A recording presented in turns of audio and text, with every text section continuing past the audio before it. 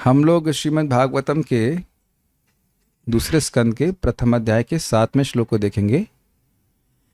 आप लोग परीक्षित महाराज के द्वारा जो 2 प्रश्न किए गए थे, पहला प्रश्न था क्या, यत कार्यम परम सिद्धि क्या है, और यत कार्यम अर्थात करने योग कर्तुम योग्यम करने योग्य क्या कार्य है। उसका उत्तर आपने सुखदेव गोस्वामी से पिछले श्लोक में सीखा। 2.1.6 में क्या सीखा था, पर गाया जाए। एतावान सांख्य योगाभ्याम स्वधर्मा परिनिष्ठया जन्म लाभः परः पुंसाम अन्ते नारायण स्मृति। ये सांख्य या अष्टांग या अपने वर्णाश्रम में जो जिसके स्वधर्म अपने अपने धर्म में उसका निष्ठा से पालन करना से का निष्कर्ष तात्पर्य यह है कि व्यक्ति भगवान की भक्ति करे। अन्ते नारायण स्मृति जन्म लाभ परः पुंसाम, सर्वश्रेष्ठ लाभ यह है इंसानों का जन्म प्राप्त करके कि वह भगवान नारायण की स्मृति करे, अर्थात भगवान के श्रवण कीर्तन में लगे। भगवान के श्रवण कीर्तन के बिना जीवन का लाभ नहीं है। इस पे एक बात रह गई थी, नारायण शब्द का अर्थ क्या है। नार प्लस अयन, यानी कि जो सारे जीव समूह के आश्रय हैं। और दूसरा अर्थ है कि नार मतलब गोपगण जिनके आश्रय हैं, जो भगवान श्री कृष्ण गोपगणों के संग रहते हैं, उनकी स्मृति। या भगवान नारायण जो सभी जीवों के आश्रय हैं, कृष्ण, उनकी स्मृति हो। तो स्मृति बिना श्रवण कीर्तन के नहीं हो सकती। तो स्मृति में अपने आप जुड़ जाएगा कि भगवान की भक्ति, श्रवण कीर्तन आदि। तो यही कार्य है करने योग्य इंसानों के लिए, बाकी सारे काम व्यर्थ हैं। तो अब कहीं इतनी बड़ी बात आप बोल रहे हैं, क्या इसका कोई प्रमाण है? तो इसको महद अनुभव से या महान भक्त लोग किस कार्य को करते हैं उनके सदाचार के प्रमाण के द्वारा इस श्लोक में वह स्थापित करना। जैसे आपके घर में कभी कभी कोई व्यक्ति कुछ सामान बेचने आता है, तो आप पूछते हैं कि भाई कहीं और भी लिया है, तो कहते अरे आपके पड़ोस वाला भी लिया। चाहे लिया हो या ना लिया हो, झूठ बोल देता है, लेकिन आपको ये विश्वास हो जाता है कि हाँ, इसका उपयोग, इस प्रोडक्ट का उपयोग अन्य लोगों ने भी किया है।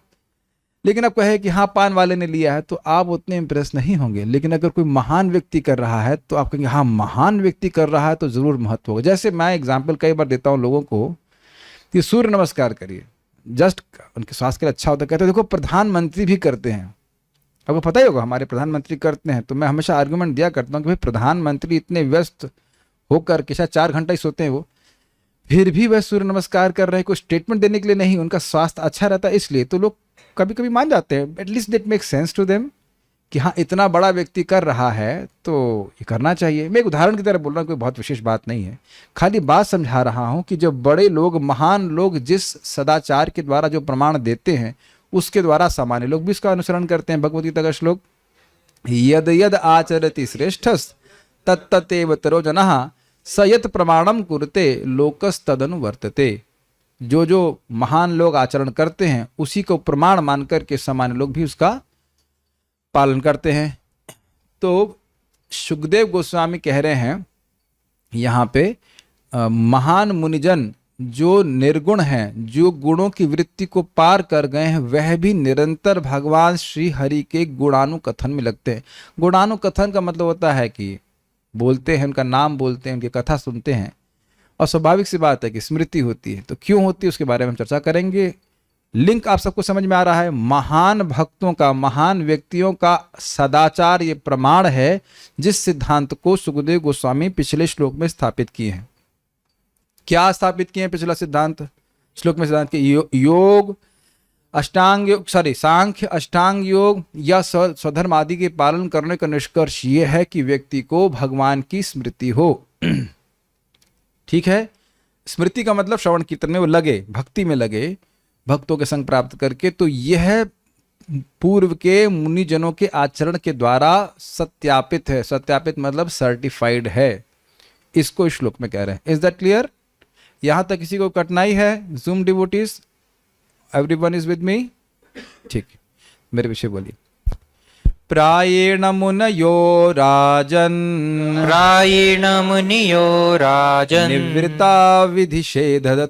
निवृत्ता विधिषेधत निवृत्ता विधिषेधतः निवृत्ता विधिषेधतः निवृत्ता विधिषेधतः निवृत्ता विधिषेधतः नैर्गुण्यस्थारमन्ते स्म नैर्गुण्यस्थारमन्ते स्म गुणानुकथने हरेः गुणानुकथने हरे प्रायेण मुनयो राज प्रायेण मुनयो राजा निवृत्ता विधिषेधतः निवृत्ता विधिषेधतः निवृत्ता विधिषेधता नैर्गुण्यस्थारमन्ते स्म नैर्गुणस्थारमन्ते स्म गुणानुकथने हरेः गुणानुकथने हरे प्रायेण मुनयो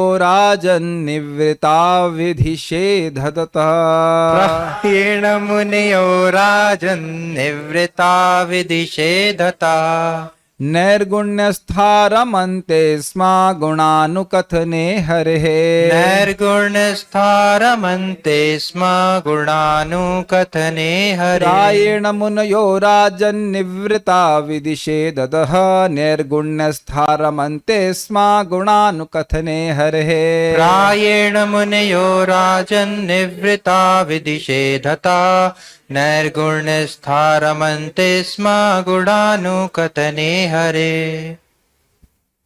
प्रायेण मुनयो राजन् प्रायेण मुनयो राजन् निवृत्ता विधिषेधता निवृत्ता विधिषेधतः नैर्गुण्यस्थारमन्ते स्म नैर्गुण्यस्थारमन्ते स्म गुणानुकथने हरे गुणानुकथने हरेः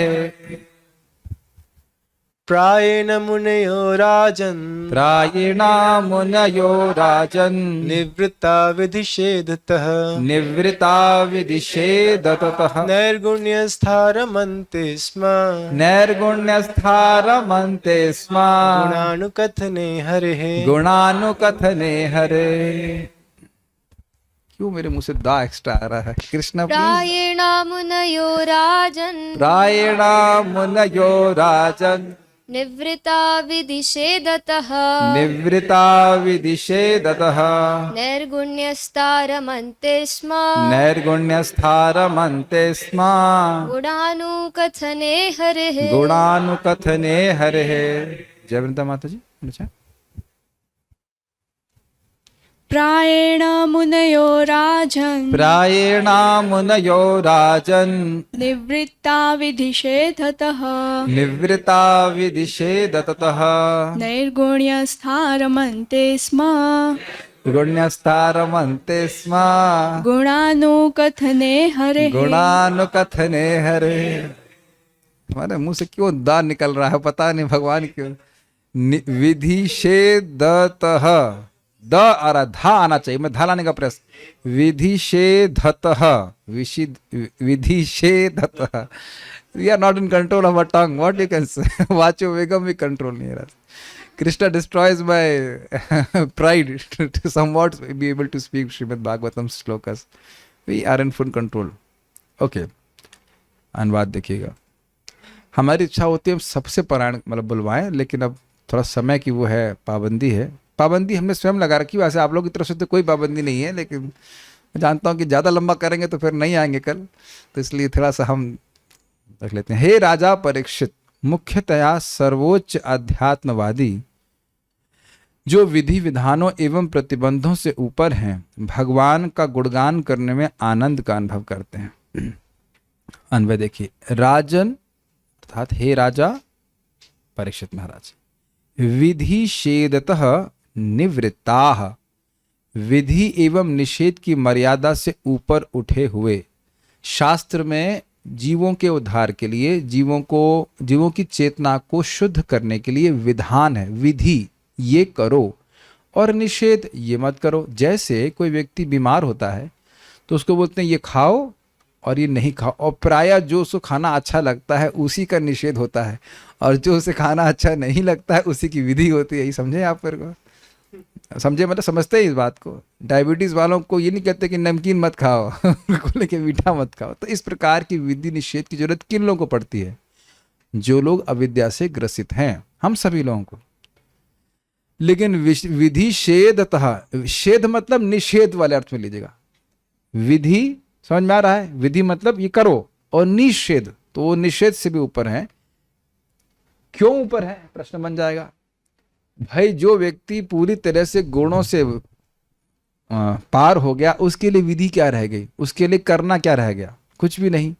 और निषेध मतलब उसके लिए क्या नहीं करने लगा, अर्थात पाप नहीं करो, यह उसे कहने की जरूरत नहीं है। शुकदेव गोस्वामी को कहने की जरूरत नहीं कि follow the 4 regulative principles,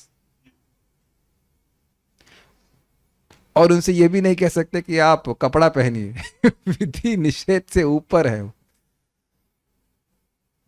dhoti kurta पहनकर तो कम से कम क्लास दीजिए, कुछ नहीं। ये शुकदेव गोस्वामी इसका प्रत्यक्ष प्रमाण है। बाकी नारद जी भी नहीं। देखिए, ब्रह्मचारी के आश्रम में माता जी नहीं रह सकती, लेकिन आप आगे पढ़ेंगे कयादू को आश्रम में रखे और बहुत लंबे समय की तरह रखे नारद जी। लेकिन नारद जी पे कोई नियम लागू नहीं होता, वह सब इन बातों से ऊपर है। जो व्यक्ति बादलों के नीचे है, उसको बादलों के ऊपर जाने के लिए कुछ नियम पालन करने की जरूरत है, लेकिन जो बादलों के ऊपर है वह है, उसको नियम पालन करने की जरूरत नहीं। जैसे एक और समझ लीजिए कि भाई जैसे कोई क्या कहते हैं, फोर लेन नहीं, चौराहे पे कहीं जाम लगा है और व्यक्ति उसके नियम में लगा हुआ, ट्रैफिक लाइट के साथ बंधा हुआ है कि भाई अभी चलोगे अभी नहीं चलोगे, ऊपर से कोई हवाई जहाज से जा रहा है तो कहे देखो लाइट का पालन नहीं कर रहा है, यह मूर्खता है। वो उसके ऊपर ट्रैफिक लाइट के नियम लागू नहीं होते हैं। तो कह रहे हैं विधि शेदतः निवृत्ता, उससे निवृत्त हो गए, मतलब समझ रहे हैं उससे वो पार हो चुके हैं। जैसे एक आप लोग सुनी चुके हैं, महाप्रभु का शब्द है, रात्रि दिन नाम लइए खाई ते सुई ते, तार महिमा वेद ना कहे पारी ते। जो रात और दिन भगवान का नाम उच्चारण कर रहा है, उसकी महिमा, उस व्यक्ति की महिमा वेद नहीं कह सकता। और उसमें टीका में श्रील भक्ति सिद्धांत ठाकुर जी बताते हैं कि वेद को उसके लिए कुछ कहने के लिए नहीं है कि तुम ये करो। भगवान का नाम उच्चारण रात दिन कर रहे हो तो तुम उनको क्या बताया जाए कि क्या करो, सर्वश्रेष्ठ कार्य कर रहे हो। तो इस तरह से बात समझ में आ रही है। विधि शेदतः निवृत्तः, उनके लिए इस प्रकार की मर्यादा की कोई आवश्यकता नहीं है। समझेगा, निषेध उन्हें करने की जरूरत ही नहीं है, वह गलत कार्य करते ही नहीं हैं, गलत कार्य में उनकी मति जाएगी ही नहीं। और कोई बाकी मर्यादा पालन करें जिसके द्वारा उनको आध्यात्मिक कल्याण हो, तो उसकी भी कोई जरूरत नहीं है। क्यों ऐसा? निर्गुण निष्ठा, आध्यात्मिक रूप से स्थित निर्गुण अवस्था में वे स्थित रहते हैं। इस जगत में आप देखते हैं 3 गुणों का प्रत्यक्ष प्रभाव, रजोगुण, तमोगुण, सत्वगुण के बारे में आप जानते हैं। इनमें वह स्थित नहीं है, इन गुणों की वृत्ति उनके चित्त पे प्रभाव नहीं डालती। यह नहीं कहा जा रहा है कि उस जगत में रहते नहीं है। देखिए, सदाचार प्रमाण तब होगा जब वो होंगे इस जगत में। समझ रहे ना बात? ये ध्यान देना होगा इस बात का। इस जगत में रहते हुए भी वह निर्गुण अवस्था में रहते हैं। प्रभुपाद जी, रूप गोस्वामी पाद, पूर्ववर्ती जितने महान महान आचार्य हैं, वो आ करके आदर्श प्रस्तुत करते हैं। प्रहलाद महाराज, ये सब जगत में आ करके दिखाते हैं कि निर्गुण अवस्था है। व्यासदेव जी, सुखदेव गोस्वामी, इस सब इसी पृथ्वी में आकर के दिखा रहे हैं ना। अब वैकुंठ में तो है ही निर्गुण अवस्था में, तो कहने की बात क्या है? यहाँ की बात कर रहे हैं, वो तो लगे ही भगवान के कथन में है। यहाँ की भी बात कर रहे हैं, यहाँ पे भी जगत में लोग ऐसे हैं जो निर्गुण अवस्था को प्राप्त कर जाते हैं। तभी तो विधि और शेद की बात आएगी। वैकुंठ के लोगों के लिए विधि शेद की निषेध की बात नहीं आ रही, इस जगत की बात बता रही कि वह इस मर्यादा को पार कर चुके हैं। जगत में है लेकिन जगत के नहीं है। ये नहीं बोल रहा हूं कि जगत के व्यक्ति है, वो है निर्गुण अवस्था में है। निर्गुण अवस्था समझ पा रहे हैं, जहां पे रजगुण, तमगुण, सत्वगुण का कोई प्रभाव चित्त पे नहीं होता, भक्ति को प्राप्त है। ऐसे मुनया मतलब जो सद असद विवेकी हैं, शाश्वत वस्तु के समझते हैं, सार वस्तु को समझते हैं। प्रायः मतलब 99% महाराज बताए थे, मतलब कुछ एक आध दो हो सकते हैं जो ना करते हो ऐसा, लेकिन प्राय ऐसा करते हैं। हरे गुण अनुकथने स्म रमन्ते, भगवान श्री हरि के दिव्य गुणों के वर्णन में अनुकथन का अर्थ समझते हैं। अनु मतलब जैसे पूर्ववर्ती आचार्यों ने कहा एक, दूसरा बारंबार करते हैं। वो ये नहीं कहते हैं ये तो हमको पता है, नहीं, बारंबार कह करके उत्साहित होते हैं। ये आप समझ रहे कटाक्ष किस पे जा रहा है। एक भक्त बोल रहे थे प्रभु जी हम इसलिए उत्साहित नहीं होते क्योंकि हमको पता ही बात। तो हमने कहा आपको पता तो यह भी है कि हरे कृष्ण मंत्र में हरे के बाद क्या आता है? कृष्ण आता है। उसके बाद क्या आता है? कोई डाउट है? हरे आता है, मतलब सर कृष्ण आता है, हरे आता है, हाँ। उसके बाद क्या आता है? कृष्ण आता है। तो क्या आप बोर हो जाते हैं उससे? ये दिव्य वस्तु है, और ये तो दिव्य वस्तु है। और बहुत से लोग जैसे मेरे जैसे लोग हैं जो रोज सुबह दाल चावल पा के खुद में प्रसन्न हो जाते हैं। I mean we don't need, I personally speaking, I don't need anything except rice and dal. तो हमको पता है इसका टेस्ट क्या है, इज इट नॉट? लेकिन रोज प्रसाद के समय इतना मिल जाए तो हम तृप्त हो जाते। मतलब मैं कोई वैराग्य नहीं बोल रहा हूं, आप लोग भी ऐसा कुछ होंगे ना कि इतना ये प्रसाद पा ली तो अब उसका टेस्ट पता है ना। बस ये बात है कि भूख होनी चाहिए। तो यानी हम वहां दाल चावल पहुंच गए। अनुकथन की बात है, देखो जो चित्र में होता है वही आ जाता है। अनुकथन के बारे में बात हो रही है, कहाँ आपका मत ले गया। अनुकथन का मतलब बारंबार करते रहते हैं। क्या करते रहता है? स्म रमनते, प्रकट रूप से रमे रहते। ये बहुत अच्छा है। स्म शब्द कर लिया गया है प्रसिद्ध है, प्रसिद्ध है, प्रसिद्ध है मतलब जगत में देखा गया है कि साधु लोग जो निर्गुण हैं, निर्गुण अवस्था को प्राप्त हैं, वो है रमते, रमे रहते हैं। मतलब देखा जाता है कि वह भगवान की कथा कहने में रमे रहते हैं। रम गए, समझ गए, तन्मय हो गए, लगे हुए हैं, उससे बाहर उनका चित्त जा नहीं रहा है। तो स्म कहने का अर्थ है, सुखदेव गोस्वामी जी का आचार्य ने लिया है प्रसिद्ध अर्थ। ये अर्थ प्रसिद्ध है, उनका ये सदाचार, साधुओं का ये सदाचार, निर्गुण अवस्था में स्थित मुनियों का सदाचार, यह कोई मैं नई बात नहीं कह रहा हूं, ये देखा गया है। अब इन्हीं व्यासदेव जी को दे लिए। मान लो सुखदेव जी से पूछा जाए कि कौन उदाहरण है, ये व्यासदेव जी सामने बैठे हुए, और ये नारद जी कहाँ जा रहे हैं? यहीं बैठे सामने। इनसे बड़ा मुनि कहाँ होगा? और कोई नहीं तो सुखदेव गोस्वामी मैं तो हूं ही। उसका उदाहरण अपना देंगे अभी आके, मैं तो हूं ही, मुझे तो आप देख रहे हैं ना। बहुत अच्छा श्लोक है। प्रायेण मुनयो राजन, प्राय का अर्थ है सामान्यतः, मतलब कुछ मुनि हो सकता है कि निर्गुण होते हुए भी भगवान के गुणों को न सुने। वो एक बहुत कम परसेंटेज है, वो थोड़े अल्प बुद्धि वाले। लेकिन जो मुनि हैं, जो वाकई सार समझते हैं, जो जानते हैं कि अच्छी वस्तु क्या है, तो राजन आप भी राजा हैं, आप समझते हैं सब कुछ। ऐसे मुनि, और कैसे मुनि? निवृत्तः विधिषेधतः, जो विधि निषेध के परे हो गए हैं, निवृत्त हो गए। निवृत्त का अर्थ समझिए, जैसे मुक्त हो गए। और समझाऊंगा आपको, 9th में आने के बाद 8th की पढ़ाई से आप निवृत्त हो जाते हैं। समझ में आ गया? अब वहां की, अब तो बस क्लियर समझ में आ रहा है ना कि जो 8वीं की पढ़ाई का विधि निषेध था उससे अब आप लोग मुक्त हैं। क्लियर? तो बड़ा स्पष्ट समझ में आ रहा है। तो ऐसा कैसे वो है? मानो पूछे भाई निर्गुण कैसे निवृत्त हो गए, तो कहते हैं निर्गुण्यस्था, वह निर्गुणता में स्थित है, गुणों के प्रभाव से मुक्त है, इसलिए उनके लिए कोई विशेष विधि निषेध नहीं। तो क्या करते हैं ऐसे मुनि? रमनते स्म, वह रमण करते हैं। स्म मतलब ये प्रसिद्ध बात है, प्रकट रूप से रमण करते हैं, वो देखे जाते हैं भगवान के बारे में बोलते हुए। कथा चलती रहती, जैसे शौनक ऋषि क्या बोल रहे थे? यदि कृष्ण कथोदयम, एक कथोदयम भी है, कथाश्रम कथोदयम भी, आप इन सब बात को बोलिए अगर इससे कृष्ण कथा का उदय होता है। वो और कोई बात नहीं सुनना चाहते, उनका मन उसी में रमण कर रहा है, मन इधर से उधर नहीं जा रहा है भगवान में। किसमें रमण करते हैं? गुण प्लस अनुकथने हरे, भगवान श्री हरि के जो सारे अमंगल को हरने वाले हैं, प्रेम देकर के मन को भी हरने वाले हैं, मन को अत्यधिक सुख देने वाले हैं, उन श्री हरि के गुणों के कथन में ही, अनुकथन में, बारंबार रिपीटेडली कथन में वह रमण करते हैं। हम तो श्लोक ही पढ़ा पाएंगे यही मुश्किल लग रहा है, इतनी सारी बातें हैं कहने के लिए। देखिए यहां पे संस्कृत दिखाइएगा, इसका संस्कृत दिखाइए। यहां जो प्राय शब्द है वह ऋषियों के लिए भी है और अनुकथन दोनों के लिए। अगर ऋषियों के संग जोड़ेंगे तो उसका मतलब कि प्राय जो निर्गुण ऋषि हैं वह भगवान के कीर्तन में ही लगे रहते हैं, भक्ति में लगे रहते हैं। मतलब कुछ एक आध दो लोग हैं, एक आध दो मतलब कुछ परसेंटेज ऐसा होगा जो भगवान के कथन में ना लगते हो, वो ब्रह्मानंद में है जी। ऋषि ऋषि ऋषि नहीं समझते हैं आप, ऋषि मुनि। अरे भाई मुनि शब्द बोल रहे हैं, मुनि वही ऋषि कह लीजिए, मुनि कह लीजिए। तो प्रायण शब्द मुनि के संग लगा रहे हैं, नहीं समझ में आ रहा सबको? प्रायण मुनयः, ठीक है। मुनिजन जो निर्गुण अवस्था में है वो प्राय प्राय प्राय ऐसे मुनि भगवान के कथन में लगते हैं, अनुकथन में, भगवान के गुणों के कथन में लगते हैं।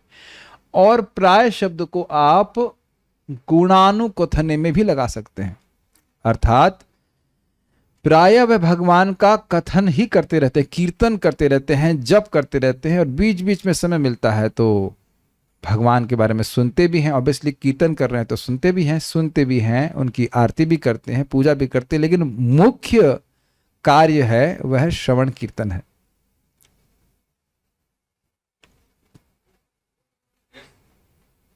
समझिए बात, बहुत स्लो जाके समझ में आएगी बात। सारे मुनियों को ले लीजिए तो उनमें 99%, वैसे तो यहाँ पे लिखा नहीं कि नंदासी ले लीजिए, प्राय मतलब 99% लोग, मुनि लोग भगवान के गुणानुकथन में लगते हैं।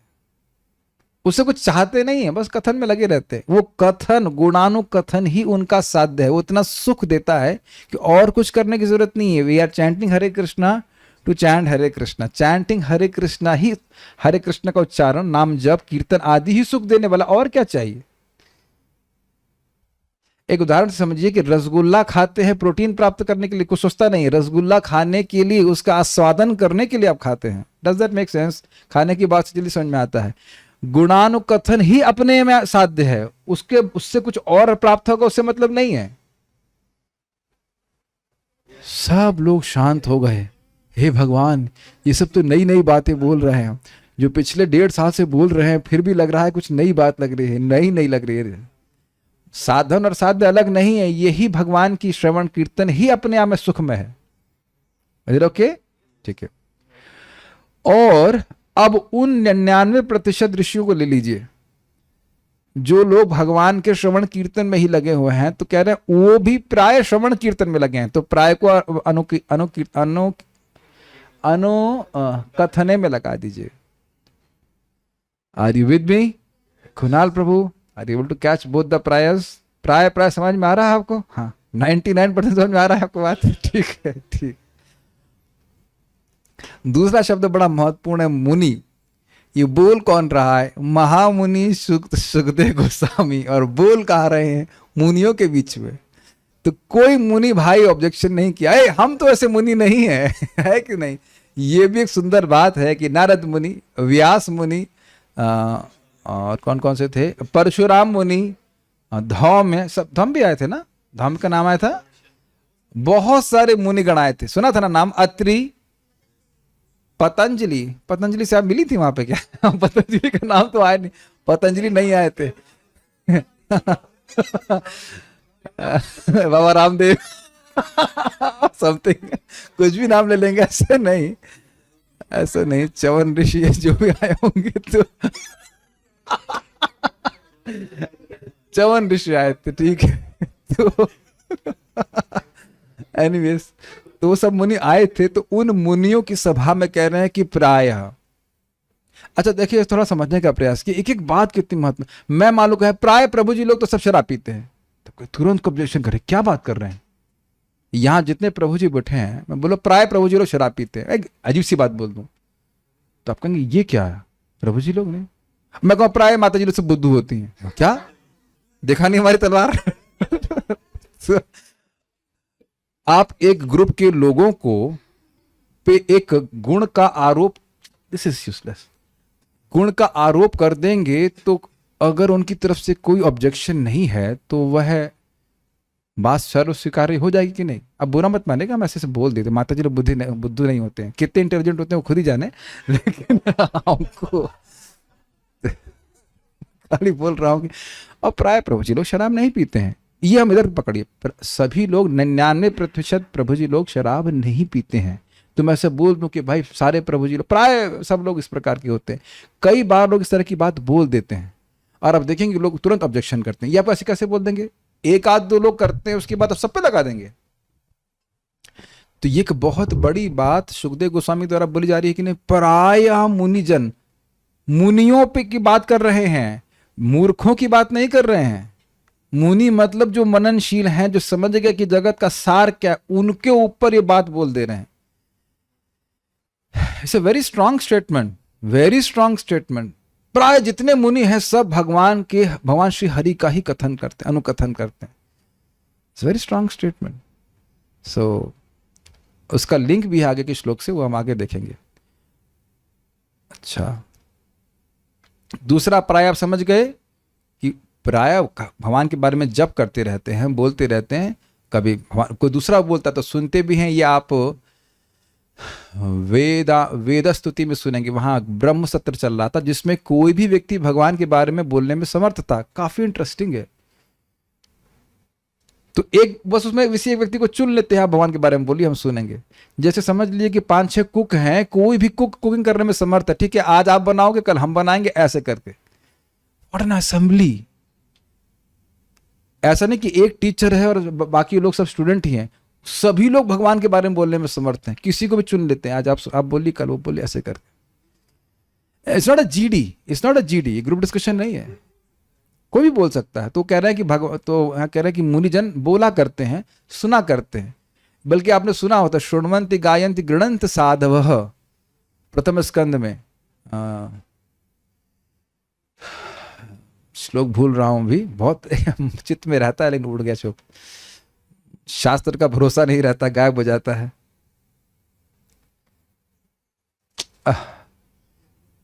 एक शब्द है, श्लोक आता है ना भागवत में, नारद जी कहते तद वो यस्मिन् प्रतिश्लोकम अबद्धवत्यपि यद्वाग विसर्गो जनताग विप्लवो यस्मिन् प्रतिश्लोकम अबद्धवत्यपि नामान्यनन्तस्य यशोऽङ्कितानि यत् शृण्वन्ति गायन्ति गृणन्ति साधवः। वो काव्य रचना जिसमें पग पग पर ग्रामर की दृष्टि से बहुत गलती है, लेकिन वो वाणी का विसर्ग, वाणी की सृष्टि जिसमें भगवान अनंत के नाम हैं, अंकित हैं उनके नाम, कृष्ण मुकुंद माधव इत्यादि, तो वह रचना जीवों के पाप समूह को नष्ट करने वाली है। उसका प्रमाण क्या है? उसी श्लोक में प्रमाण दे रहे हैं कि शृण्वन्ति गायन्ति गृणन्ति साधव, जो साधुजन हैं, भक्त हैं, मुनि हैं, वह इसको सुनते हैं। अगर कोई सुनाने वाला हो, कोई सुनने वाला हो तो बोलते हैं, और नहीं शृण्वन्ति गायन्ति, और अगर कोई नहीं हो तो खुद ही बोलते हैं, खुद ही सुनते हैं, गृणन्ति। साधु जन भगवान के यश को स्वीकार करते हैं, जो इस जगत की हर वस्तु को त्याग देते हैं। वो भगवान के अनुकथन को त्याग नहीं पाते, उनका मन उसी में रमण करता है। तो इसका अर्थ यह है कि ये वस्तु अत्यंत उत्कृष्ट है, सभी के लिए योग्य है, यही परम सिद्धि है। अब तो अर्थ समझ में आ रहा है।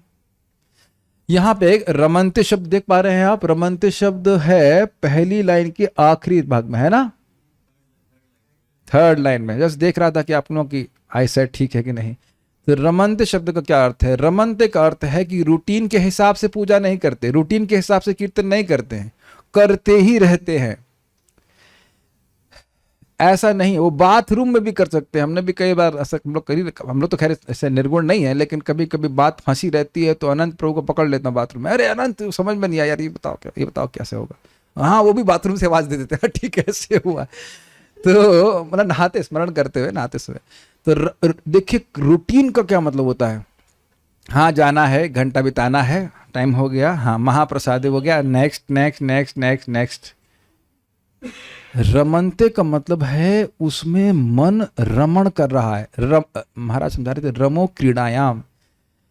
रम शब्द का मतलब है क्रीड़ा, जैसे बच्चे खेलते हैं उनसे उनको खींच खींच के वापस लाना पड़ता है। याद आ रहा है वो दिन जब शाम के टाइम आप खेलते रहते थे और माँ बुलाती थी कि भाई आ जाओ खाना खा लो, ऐसा करते हैं। दोपहर में भी खेलते थे क्रिकेट, इत्यादि इत्यादि।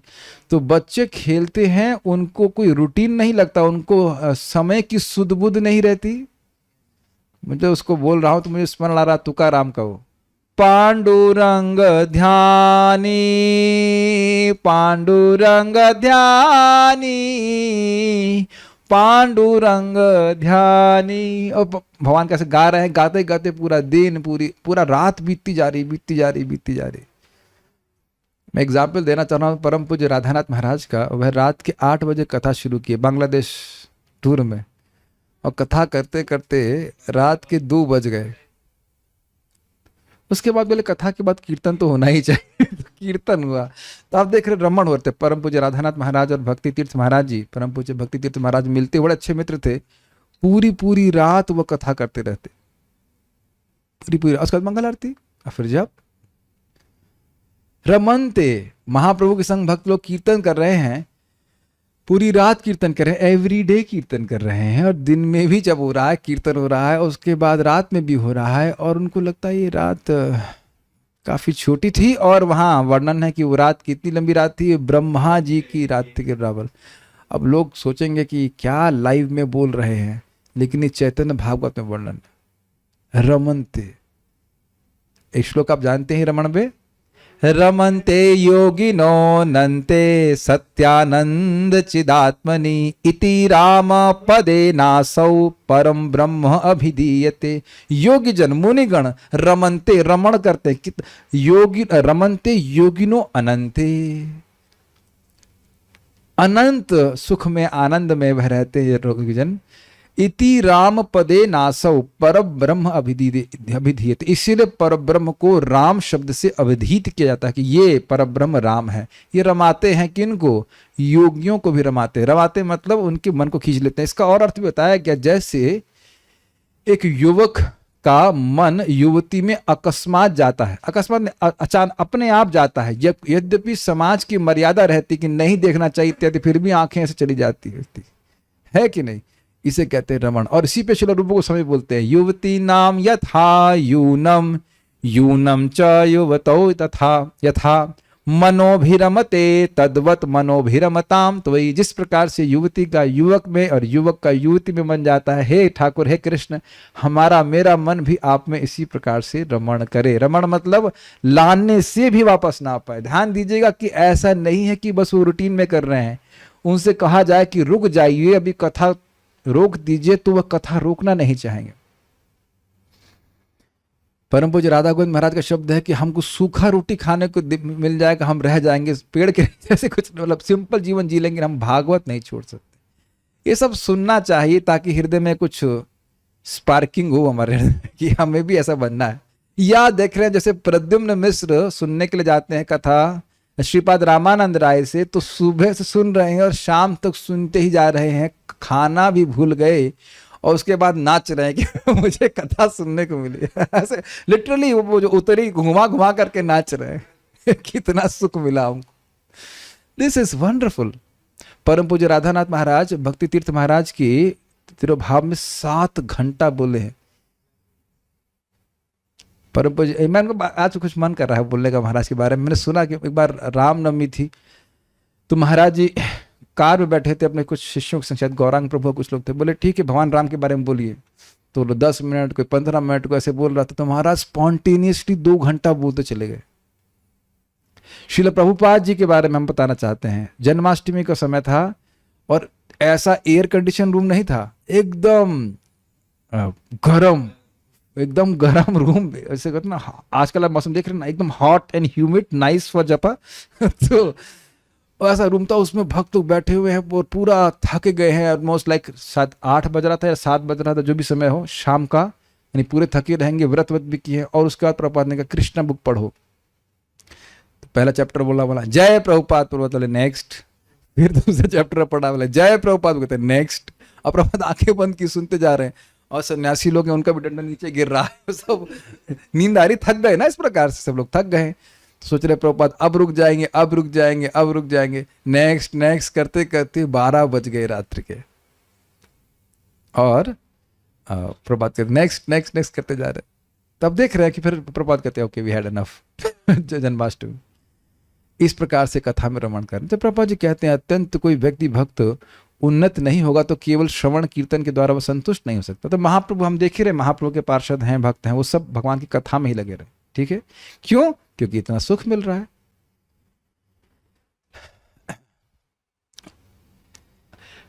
अब एक व्यक्ति प्रश्न कर सकता है कि ऐसा सुख उन्हें कैसे मिल रहा है। तो समझना होगा कि यहाँ पे शब्द है निर्गुणस्थ, वह गुणों से मुक्त हैं।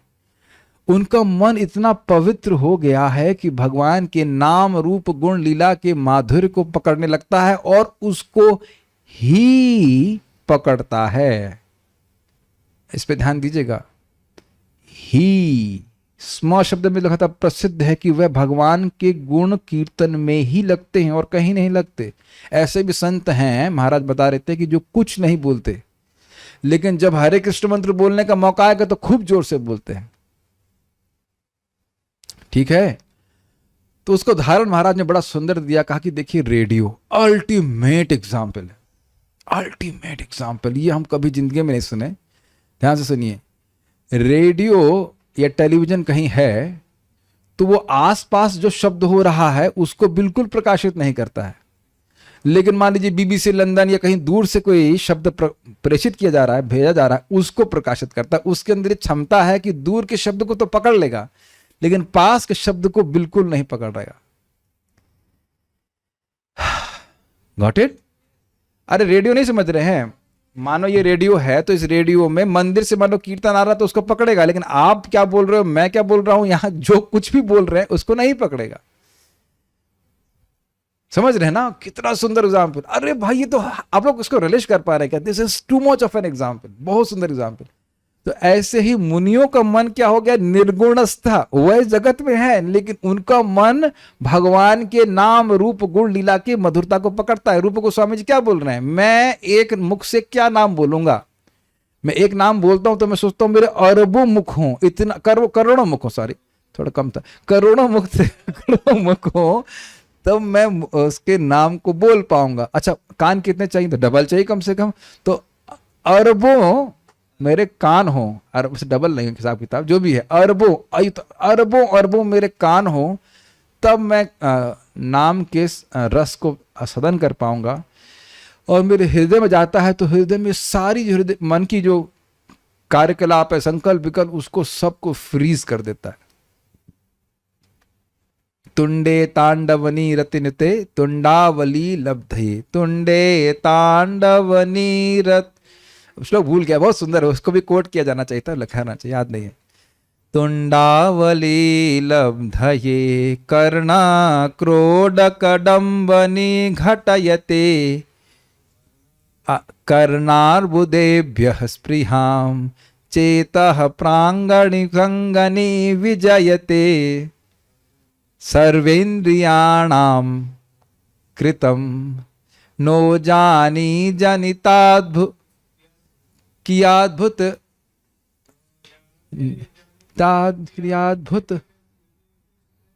कृष्णेति वर्णाद्वयम, ऐसे करके है, बहुत अच्छा है।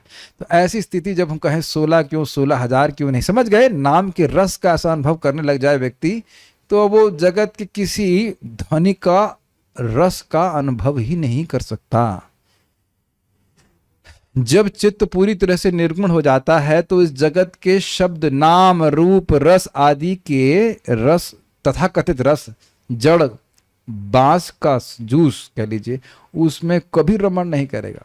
इसका उदाहरण भी है श्रील भक्ति सिद्धांत श्री ठाकुर जी, वह जप कर रहे थे, उनके शरीर छोड़ने का समय था, उसी के आसपास ही घटना है। तो बाहर सिनेमा का सॉन्ग बज रहा था, तो जो मठ का व्यक्ति था वो बोला बहुत जोर से बोल रहे हैं, बहुत जोर से बोल रहे हैं। तो उधर उनका एकदम ध्यान गया, क्या मैं बहुत जोर से जप कर रहा हूं? वो उधर सुन ही नहीं रहे। Can you imagine that? और ये आप समझ सकते हैं जब आप बहुत बड़ी मीटिंग में हो, जैसे सुबह आप लोग अनाउंसमेंट में रहते हैं, मन कहीं और रहता है, यद्यपि बाहर बहुत जोर जोर से आवाज रहती है लेकिन मन कहीं अगर और है तो आवाज सुनाई नहीं पड़ती। क्या वो दिन है? मैं जानबूझ के बोल रहा हूं ताकि हमारे मन में वो स्पृहा आ जाए कि काश वो दिन हो कि मन हमारा इसी प्रकार से नाम में धावित रहे। नारद वीणो जीवना सुधोर्मि निर्यासि माधुरी पूरा त्वं कृष्ण नाम कामम स्फुर मे रसने रसेन सदा। तो नारद जी की वीणा के जीवन है अमृत, अमृत के उर्मी, अमृत की वेव्स प्रस्तुत करने वाले हरिनाम है। तो हरिनाम से प्रार्थना करने के, हे हरिनाम मेरी रसना पर, जीव के ऊपर आप रस के साथ प्रकट होइए।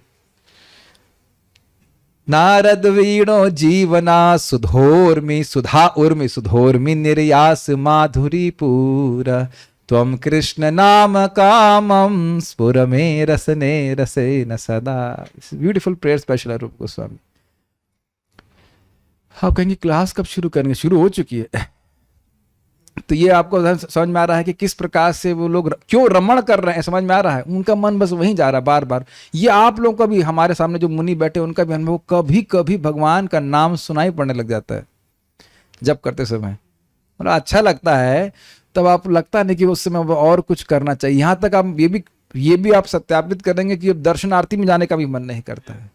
किसी किसी दिन ऐसा होता है कि जब इतना अच्छा लगता है कि कुछ भी करने का मन नहीं करता है, वो जब ही करने का मन करता है।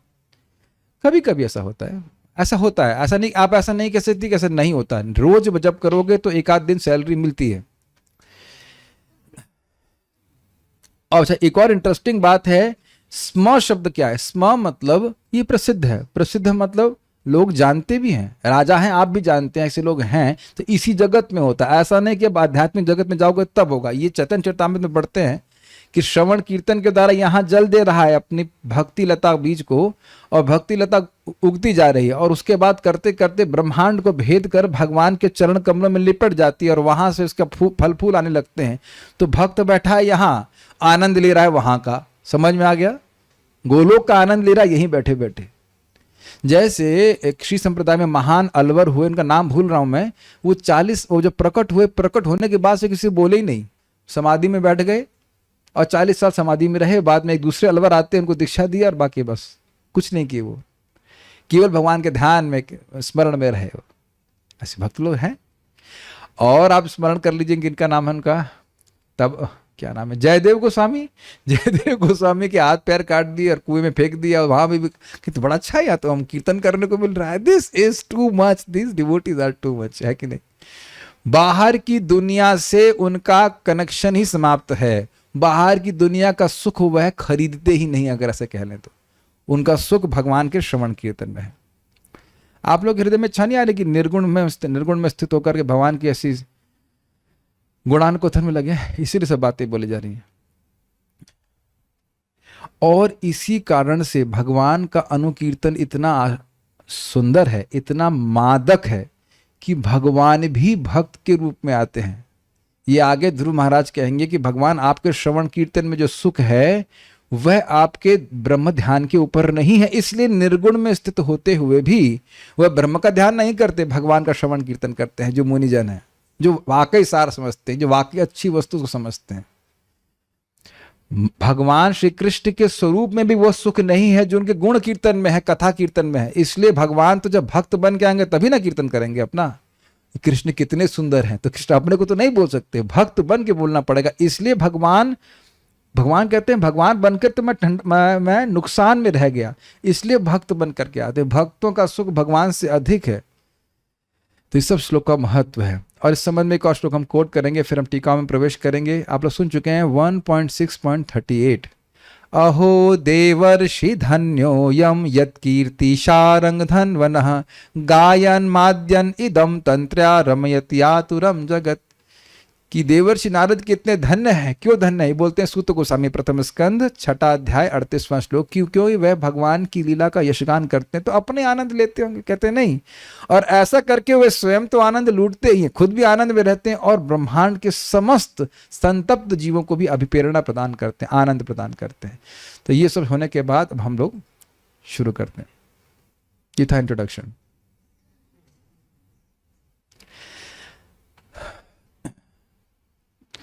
श्रीधरी, अगर हो गया आज प्रश्न तो ठीक है, नहीं तो आज ही कर लेंगे। नारायण अब आप लोगों को आसान होगा इतनी सारी बात समझने के बाद। हम बहुत सारी बात महाराज जी से लिए थे और उसको भी टीका करते हुए हम बोल रहे थे। अब श्रीधर स्वामी जी की टीका हम पढ़ेंगे तो बहुत आसानी से हो जाएगा। केवल पढ़ दूंगा और पढ़ने से ही आप लोग सब समझ जाएंगे। नारायण स्मृति में सत्पुरुषों के आचरण को कहकर उसकी प्रामाणिकता का प्रतिपादन प्रायण इत्यादि श्लोक से किया गया है। पिछले श्लोक में क्या कहा गया कि नारायण स्मृति ही परम सिद्धि है। तो क्या प्रमाण है? तो कह रहे सदाचार ही प्रमाण है। मुनियों का सदाचार प्रमाण है, पान वालों का नहीं। महान मुनियों का जो सदाचार है, सद आचरण है, यह प्रमाण है। तो इस श्लोक से कह रहे हैं। ये आ गया समझ में?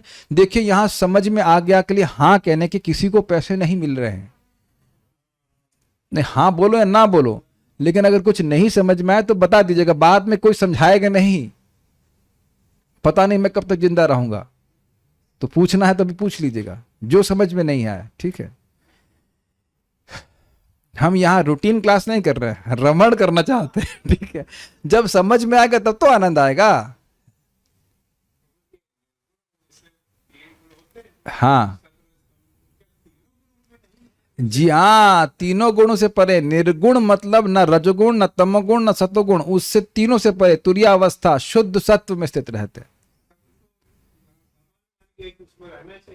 सतोगुण में अच्छा है जगत में, लेकिन उससे भी पार है, वो भी भौतिक है। और इस जगत में भी केवल कोई शुद्ध गुण नहीं होता है, सतोगुण में भी कुछ रजोगुण तमगुण मिक्स रहता है।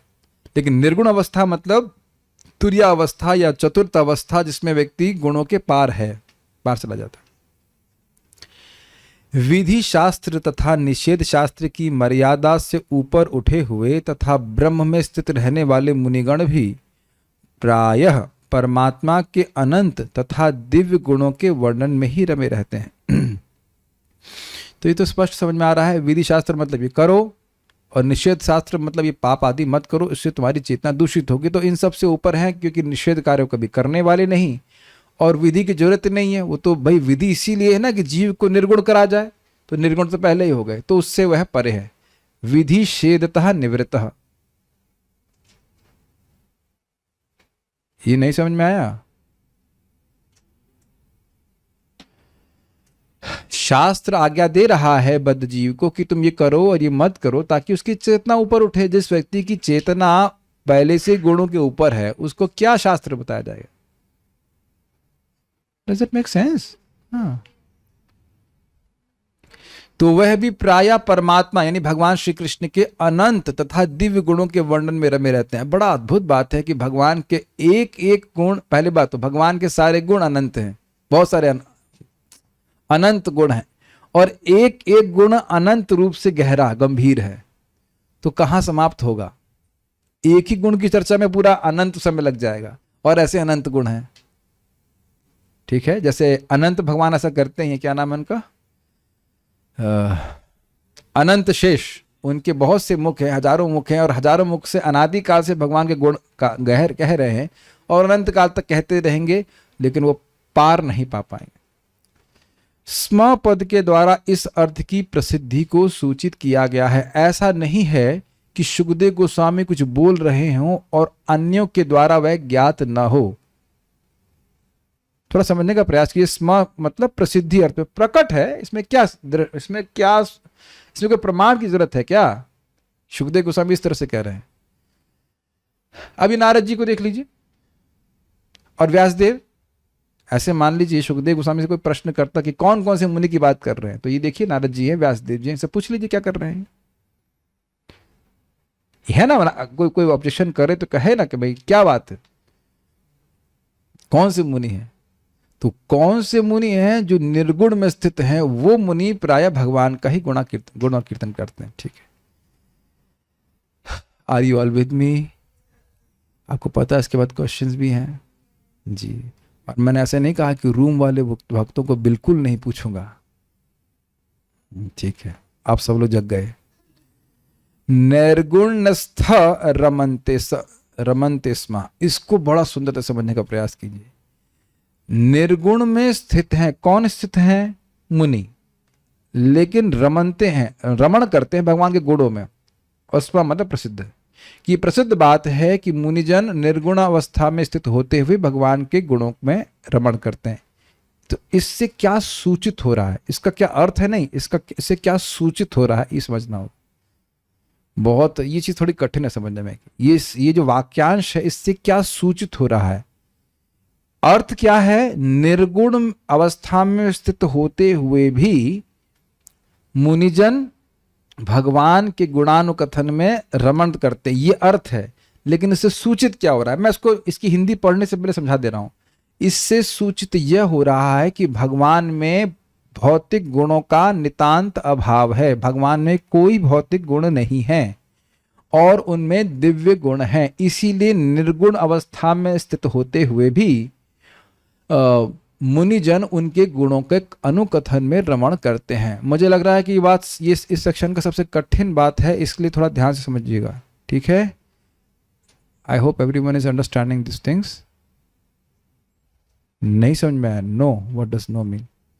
निर्गुणस्था रमन्ते स्म, निर्गुण अवस्था में ये मुनिगण निर्गुण अवस्था में रमण करते, निर्गुण अवस्था में स्थित होते हुए, निर्गुण्यस्था निर्गुण प्रकृति के गुणों से पार होते हुए भी रमण करते हैं। स्म मतलब ये प्रसिद्ध बात है कि वो रमण करते हैं। किस में रमण करते हैं, भगवान श्री हरि के गुणों के अनुकथन में रमण करते हैं। तो इससे क्या सूचित होता है, इसे इंग्लिश में कहेंगे डिराइव क्या करते हैं आप, डिराइव समझते हैं, DERIV, डिराइव, डेरिवेटिव आंसर है।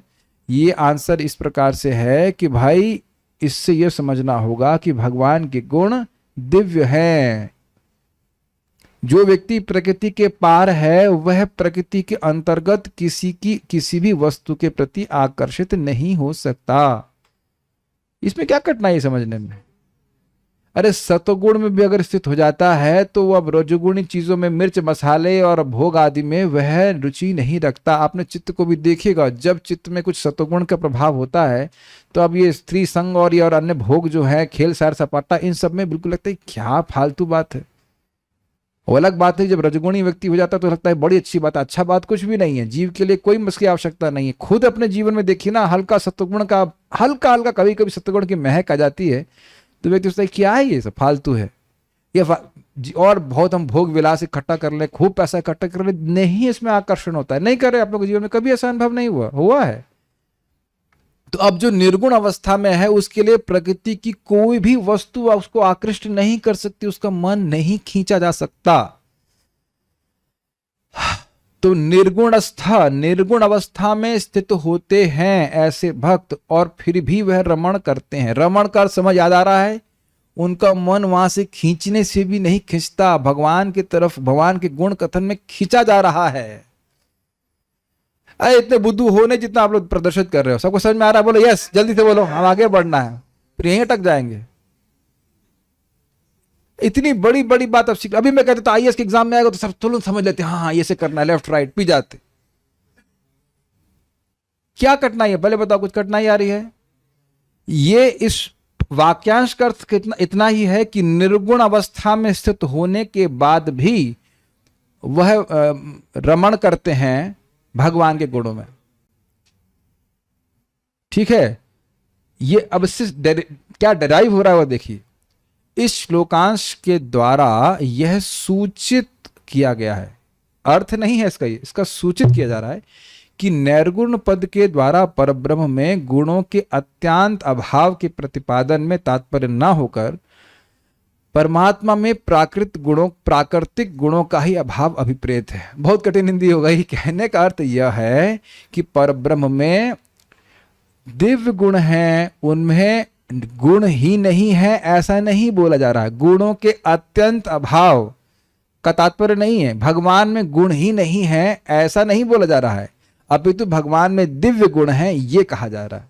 ये सब मैं जानबूझकर हिंदी को ऐसे रखा था ताकि आप थोड़ा सा प्रोसेसर घूम जाए। वैसे बात बहुत सीधी सादी कही, प्रभुपाद जी इसको कई बार समझा चुके हैं, कोई नई बात नहीं कही जा रही है, लेकिन उसे डिराइव किया जा रहा है। निर्गुणस्थ रमन्ते स्म, यद्यपि वह निर्गुण में स्थित हैं फिर भी भगवान के गुणों में रमण करते हैं, अर्थात भगवान के दिव्य गुण है। आत्मा रामश्च मुनियो निर्ग्रंथापिरुक्रमे कुर्वन्त्य हेतु किम भक्तिम इत्थम भूत गुणो हरि। धीरे धीरे तैयार रहिए, एक दिन आएगा वो, जिस दिन मुझे समझ में आ गया उस दिन समझाऊंगा आपको।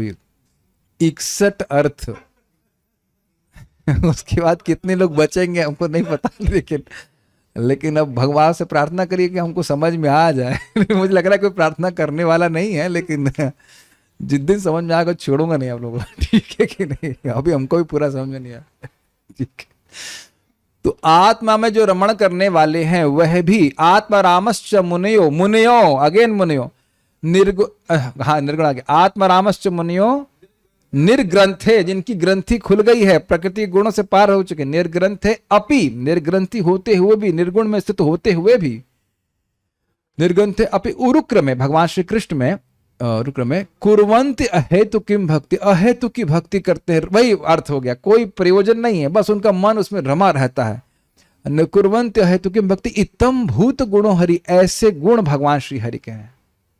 इसी प्रकार से यही यहाँ पे श्लोक बोल रहे हैं, भगवान के हरि के गुणानुकथन में लगे रहते हैं। कैसे लगे रहते हैं?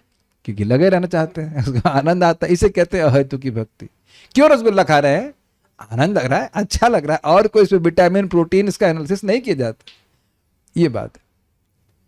अन्यथा भगवान के गुणों के वर्णन का प्रसंग ही कैसे हो सकता है? समझ में आया? जब नहीं, निर्गुण नहीं, शब्द है हरे, क्या गुणानुकथने हरे, भगवान हरि के गुणों के अनुकथन में लगे, निरंतर कथन में लगे हैं। तो अगर ये कह दीजिए कि भगवान हरि में गुण है ही नहीं, तो किसका कथन कर रहे हैं? वो बोल क्या रहे हैं? तो इसका अर्थ है कि वह गुण दिव्य हैं। समझ पाए? निर्गुणस्था रमन्ते स्म, मतलब ये लोग मुनिगण निर्गुण अवस्था में स्थित हैं और क्या कर रहे हैं? गुण अनुकथने, खुद निर्गुण है और गुण के पीछे है। काफी इंटरेस्टिंग है, खुद गुणों के पार चले गए लेकिन गुणों के पीछे, गुण अनु, गुणों के पीछे, किसके गुणों के अनु पीछे है? हरि के। तो इसका अर्थ है कि हरि के गुण दिव्य है। ठीक है, यू आर बिकमिंग इंटेलिजेंट। क्या खाया था प्रसाद में आपने? It's very good, I am very happy that you understanding. Zoom के डिवोटीज को भी देख लूं भाई, क्या सब लोग समझ रहे हैं? Just nod your heads, yes yes, I like to hear see this, yes yes yes. अतएव निर्गुणत्व का अर्थ यहाँ पर परमात्मा के प्राकृत गुण रहितत्व तथा दिव्य गुण संपन्नत्व रूप ही स्वीकार करना चाहिए। समझ में आ गया कि भगवान के जो गुण हैं वो कैसे हैं? भगवान में कोई प्राकृत गुण नहीं है। जैसे सूर्य में कितना जल है? सूर्य में जल है ही नहीं, तो जल नहीं है तो और कोई गुण भी नहीं है। अग्नि का तेज है कि नहीं? समझ में आ गया? जल नहीं है इसका अर्थ यह नहीं कि अग्नि भी नहीं है। ठीक है, तो प्राकृत गुण नहीं है भगवान में, इसका अर्थ यह नहीं कि उनमें दिव्य गुण नहीं। दिव्य गुण है इसलिए वो खींच रहे। सब लोग थक गए? हाँ ठीक है, हाँ यही सुनते रहे, यही सुनना, और कुछ नहीं बोलना। सारार्थ दर्शनी, किंतु सम्यक सिद्धि तो भगवान के रूप गुण के माधुर्य का अनुभव करना है तथा वह ब्रह्म सायुज्य, ब्रह्म सायुज्य मतलब ब्रह्म ज्योति में लीन हो जाना, उसको सायुज्य कहा जाता है। ब्रह्म सायुज्य जो भगवान श्री कृष्ण के दिव्य शरीर से दिव्य कांति आती है उसको ब्रह्म ज्योति कहते हैं। उसमें जाकर के मिल जाना और एक पार्टिकल की तरह भिन्न भिन्न करते रहना, भिन्न भिनाते रहना, जो भी करना, I don't know what they do, वहां पे रहना, इसको ब्रह्म सायुज्य कहते हैं। तो यानी कि सम्यक सिद्धि, सम सिद्धि, प्रश्न पूछा गया ना सम सिद्धि क्या है? तो सम सिद्धि क्या है? भगवान के रूप गुण के माधुर्य का अनुभव करना, अर्थात हम गुणों के पार जाकर कुछ करने वाले हैं। क्या करने वाले हैं? नाम रूप गुण के माधुर्य का अनुभव कर पाएंगे। तथा वह ब्रह्म सायुज्य अर्थात ब्रह्म में विलीन होने से कहीं अधिक श्रेष्ठ है। इसका प्रमाण महद अनुभव के द्वारा इस श्लोक में कहा गया है। पिछले श्लोक में एक सिद्धांत स्थापित किया गया कि नारायण की स्मृति ही समसिद्धि है।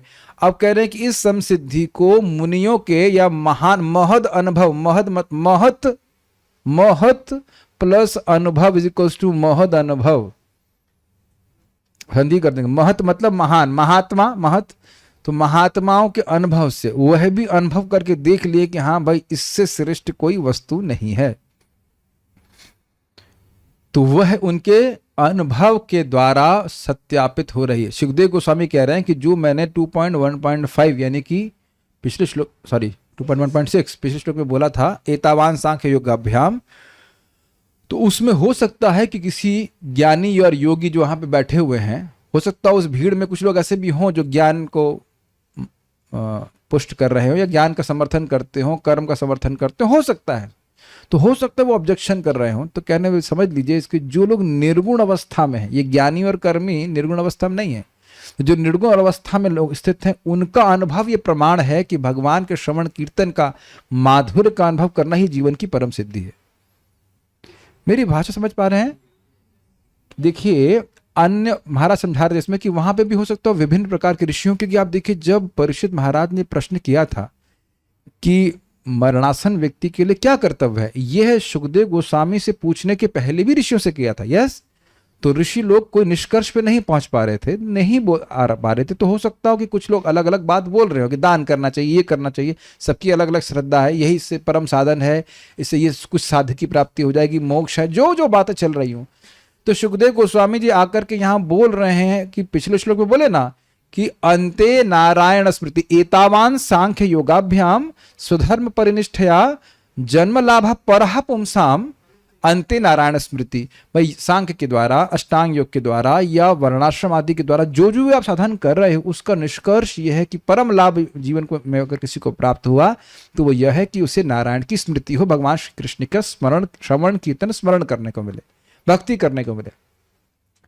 तो मान लो कोई कह दे कि भाई ये तो बहुत ज्यादा बोल रहे हैं, ऐसे कैसे बोल रहे हैं, कोई प्रमाण बताइए। तो सुखदेव गोस्वामी स्थापित करने के लिए बोल रहे हैं कि मुनियों का इस प्रकार का अनुभव ये प्रमाण है, महद अनुभव ये प्रमाण है कि निर्गुण अवस्था में स्थित होने के बाद वह और किसी कार्य को नहीं कर रहे हैं, सांख्य का अभ्यास नहीं कर रहे हैं, अष्टांग योग का अभ्यास नहीं कर रहे हैं, या स्वधर्म का पालन करने के चक्कर में नहीं पड़ रहे हैं। इसलिए यहां बोल दिया विधि निषेधतः निवृत्त। वर्ण आश्रम में है ना विधि निषेध, अष्टांग योग में है ना यम नियम, सांख्य में है ना, उन सब से वो निवृत्त हो चुके हैं और फिर भी वह भगवान के गुण के कथन को बारंबार करते रहते हैं। तो ये उनका अनुभव है कि इतना आनंददायक कि छोड़ नहीं पा रहे। बाकी सबसे निवृत्त हो गए हैं लेकिन गुणानुकथन से निवृत्त नहीं हो पा रहे, कुछ सुनाई पड़ रहा है।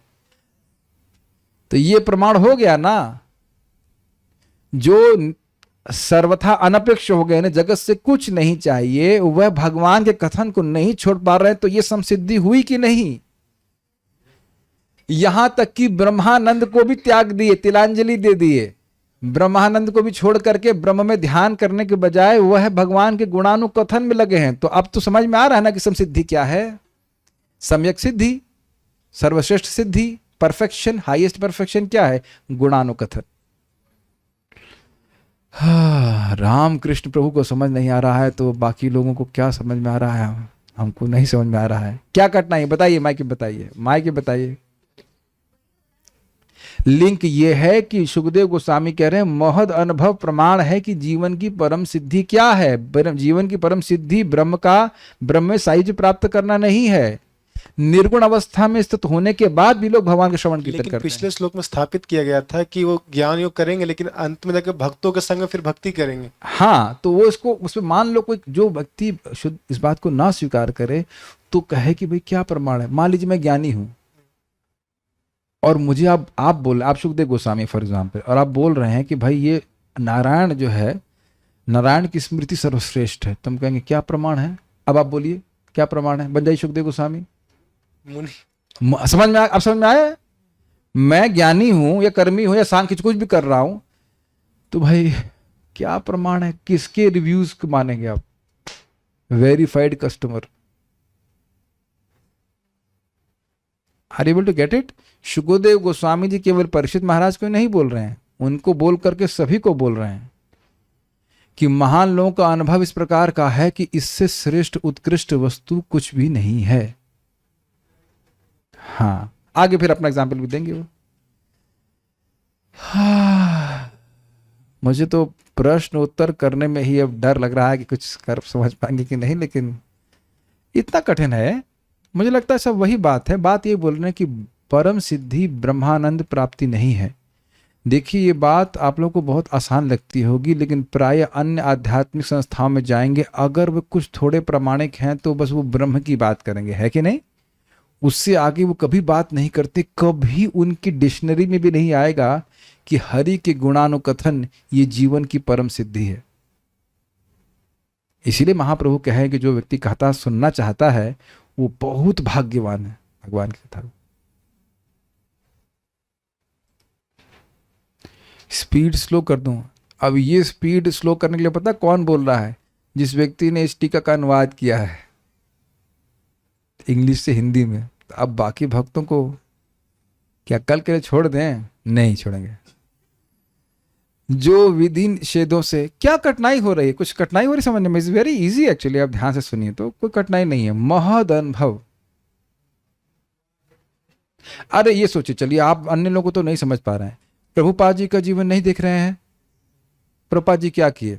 हरिनाम जप किए, हरिनाम संकीर्तन किए, भागवत पढ़े, भागवत बोले, तो कुछ और अपने मन में आ रहा है कि और कोई जीवन का परफेक्शन है। अभी आपने श्रील भक्ति ठाकुर जी के बारे में सुना, महाप्रभु के बारे में हम सुनते ही, वो तो खैर भगवान है, इज इट नॉट? फिर आपने गुरु महाराजों को नहीं देखते हैं कि जीवन कहाँ लगा रहे हैं वो?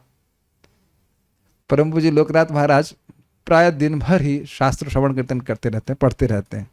तो अपने पर्सनल सेवक को बोले, तुम देख नहीं रहे हो मुझे मैं क्या कर रहा हूं, तुमको भी ऐसे करना चाहिए। तो वो भी सोच रहे हैं कि भाई हमको इतने रुचि हो रहा है जितना, जो भी हो, को भी सेवक थे, हमको सुनने में आया इस प्रकार से। परम पूज्य राधा गोविंद महाराज तो बीमार तो हैं बहुत सालों से, तो उनके सेवक बता रहे थे, तो महाराज को बोले, महाराज को कथा सुना रहे थे, भागवत पढ़ते हैं, मैंने देखा पढ़ते हुए सुनाते हैं। तो महाराज को बोले, महाराज अब रेस्ट कर लीजिए अब। तो महाराज बोले, आपको पता नहीं हमारा रेस्ट क्या है? श्रीमद् भागवतम का श्रवण ही हमारा रेस्ट है। Like that. तो जब प्रभुपाद जी शरीर छोड़ते समय भी भागवत का तात्पर्यों का अनुवाद कर रहे हैं, रात की नींद छोड़ करके कर रहे हैं, तो अब समझ में आ रहा है ना गुणानुकथने हरे कितना उनको मतलब सुख मिलता है। श्रील भक्ति ठाकुर जी 6-6 घंटा क्लास दे रहे हैं, तो अब समझ में आ रहा है ना कि क्या महत्वपूर्ण है। महाप्रभु सुबह से पूरी रात भगवान के बारे में श्रवण कीर्तन कर रहे हैं।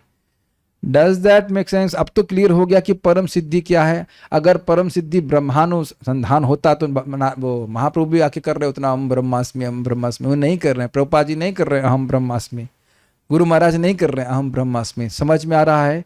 भक्तों का अनुभव ये निकृष्ट है। अरे अभी भी नहीं समझ में आ रहा, अमेजन पे आप चेक नहीं करते इसके रिव्यूज किसके अच्छे हैं? हाँ ये स्पीकर अच्छा है, ये अच्छा है, वो अच्छा है, काफी लोगों ने स्वीकार किया है। तो वहां तो खैर अब उतना बहुत एग्जाम्पल सेट नहीं हो रहा कि बहुत बड़े लोग स्वीकार नहीं करते, लेकिन जिस वस्तु को बहुत बड़े लोग स्वीकार करते हैं उसको अन्य लोग स्वीकार करते हैं, अच्छी बात है। Even if it is highly priced, लेकिन it is worth it. Okay, क्या कोई भक्त यहाँ पे, रामकृष्ण प्रभु, क्या आप ब्रह्म की अनुभूति प्राप्त करने के लिए साधन करें? बताओ, माइक पे बताओ जल्दी से, पब्लिक जाने इस बात को। इनका नाम रामकृष्ण दास है और ये बताएंगे कि इनके जीवन का लक्ष्य ब्रह्मानुसंधान क्यों नहीं है। बताओ जल्दी से बताओ। क्योंकि भक्ति में इतना सुख है, ब्रह्मानुसंधान कैसे मालूम चला इतना सुख मिल गया आपको भक्ति में? एक तो मुनियों का जो अब बात हाँ है। बस समझ में आ गया कि नहीं? आपको मुझको अभी इतना सुख नहीं मिल रहा है भक्ति का, लेकिन हम श्रेष्ठ वैष्णवों को देख रहे हैं कि वो ब्रह्मानुसंधान के पीछे नहीं पड़ रहे हैं, सुखदेव गोस्वामी नहीं पढ़ रहे हैं, परीक्षित महाराज नहीं पढ़ रहे हैं। तो उनका अनुभव ये प्रमाण है कि उससे अच्छा है। जैसे प्रहलाद महाराज का श्लोक सुनते हैं कि भगवान जब से आपकी भक्ति का सुख मुझे मिला है, तो आपकी भक्ति का सुख कैसा है? सागर के समान। और ये ब्रह्म सुख कैसा है? एक गिलास पानी के समान, या चम्मच में पानी, जो भी, बहुत थोड़ा सा पानी के समान। ठीक है। जो विधि निषेधों से निवृत्त हो चुके हैं तथा निर्गुणस्था अर्थात निर्गुण ब्रह्म यानी भौतिक गुणों से रहित ब्रह्म में स्थित होकर गुणों से मुक्त हो गए, बेसिकली कहने का अर्थ है कि त्रिगुणातीत अवस्था को प्राप्त कर गए, जो पूर्णतः मुक्त हैं, वे भी भगवान हरि के गुणानुकथन में ही रमण करते हैं, न कि निर्विशेष ब्रह्म के सुख अर्थात ब्रह्मानंद में। यह अर्थ है। तो बड़ा स्पष्ट हो गया, ब्रह्मानंद के चक्कर में नहीं पड़ते, वह भगवान के कथन उपकथन में लगते हैं। प्रायणा शब्द का प्रयोग इसलिए किया जाता है क्योंकि कुछ जीवन मुक्त गण निकृष्ट सायुज मुक्ति की प्राप्ति हेतु ही भगवान के गुणों का कीर्तन करते हैं, किंतु वे उन गुण कीर्तनों में रमण अर्थात आनंद नहीं लेते। इसका अर्थ क्या है देखिए। प्राय मुनिगण जो निर्गुण अवस्था में स्थित होते हैं, वह भगवान के गुणों में रमण करते हैं, मतलब अब और कोई प्रयोजन नहीं है उस गुणानुकथन को श्रवण कीर्तन करने में। गुणों को कथन कर रहे हैं, उसी में आनंद ले रहे हैं, और कुछ नहीं चाहिए। हमको मुक्ति भी नहीं चाहिए, वो मुक्त है ही पहले से, मुक्ति क्या चाहिए। लेकिन कहते प्रायणा मतलब कुछ ऐसे हैं जो ब्रह्म सायुज आदि प्राप्त करने के लिए भगवान के नामों का सहारा लेते हैं। इसको उदाहरण से समझिए कि रामदास नाम के व्यक्ति थे और वह रघुनाथ भट्ट गोस्वामी रघुनाथ दास गोस्वामी के साथ हो लिए और वह 24 घंटे राम राम राम राम राम राम करते और बड़ी नम्रता से रघुनाथ दास गोस्वामी की सेवा कर रहे थे। सही बोल रहा हूँ, रघुनाथ दास गोस्वामी थे। हाँ। और जब महाप्रभु से वह मिले तो महाप्रभु रघुनाथ दास, क्षमा कीजिएगा, रघुनाथ दास गोस्वामी नहीं हो सकते, रघुनाथ दास गोस्वामी तो सीधे आ गए थे, रघुनाथ भट्ट गोस्वामी थे। तो रघुनाथ भट्ट गोस्वामी के साथ हो लिए थे वो। तो रघुनाथ भट्ट गोस्वामी ब्राह्मण है और ये रामदास कायस्थ परिवार से थे, तो कहते मैं शूद्र हूं, मुझे ब्राह्मण की सेवा करनी चाहिए, ये बात याद रखिए। तो रघुनाथ भट्ट गोस्वामी को तो महाप्रभु ने आलिंगन कर लिया और इधर इनकी उपेक्षा कर दी। तो उपेक्षा क्यों कर दी? ये व्यक्ति बहुत शास्त्र में निपुण था और लगातार राम राम कर रहा था और भक्त की सेवा भी कर रहा था। भक्त क्या, महाभागवत रघुनाथ भट्ट गोस्वामी की सेवा कर रहा है, लेकिन उसके मन में क्या था? मैं राम बन जाऊंगा, ये भावना थी। और इस बात को महाप्रभु जानते थे, इसलिए उधर उपेक्षा करते। तो प्रभुपाद कहते हैं वहां पे he was not a very high devotee. भक्त था लेकिन असली भक्त नहीं था। भाई किसी की गद्दी के उतरने का वेट करते, जैसे गद्दी से उतरेगा मैं उस गद्दी बैठ जाऊंगा, तो ये सच्चा सेवक नहीं है। तो जो लोग भगवान बनने का प्रयास कर रहे हैं नामोच्चारण करने के द्वारा, वो सच्चे भक्त नहीं है। तो कह रहे हैं कि कुछ लोग ऐसे हैं जो निकृष्ट सायुज मुक्ति को, सायुज मुक्ति समझ गए, ब्रह्म सायुज प्राप्त करने के लिए भगवान के गुणों का कीर्तन करते हैं, हरे कृष्णा बोलते हैं, लेकिन उनका उद्देश्य जो है ब्रह्म सायुज प्राप्त करना होता है, लेकिन वह उन कीर्तन में रमण नहीं करते। मतलब गुण कीर्तन ही सिद्धि है यह नहीं मान रहे। We are chanting Hare Krishna to chant Hare Krishna. सभी के हृदय में क्लियर है बात कि हमारा इससे प्रेम बढ़ जाए और प्रेम कीर्तन कर सकें। क्या वो दिन होगा ना जब हम मान लो इस हॉल में बैठे हो, आप सब लोगों को इंक्लूडिंग माई सेल्फ प्रेम प्राप्त हो जाए, तो फिर शायद कथा शुरू ही नहीं हो पाएगी, है कि नहीं? कीर्तन बंद होगा तब तो। Have you ever thought of that day?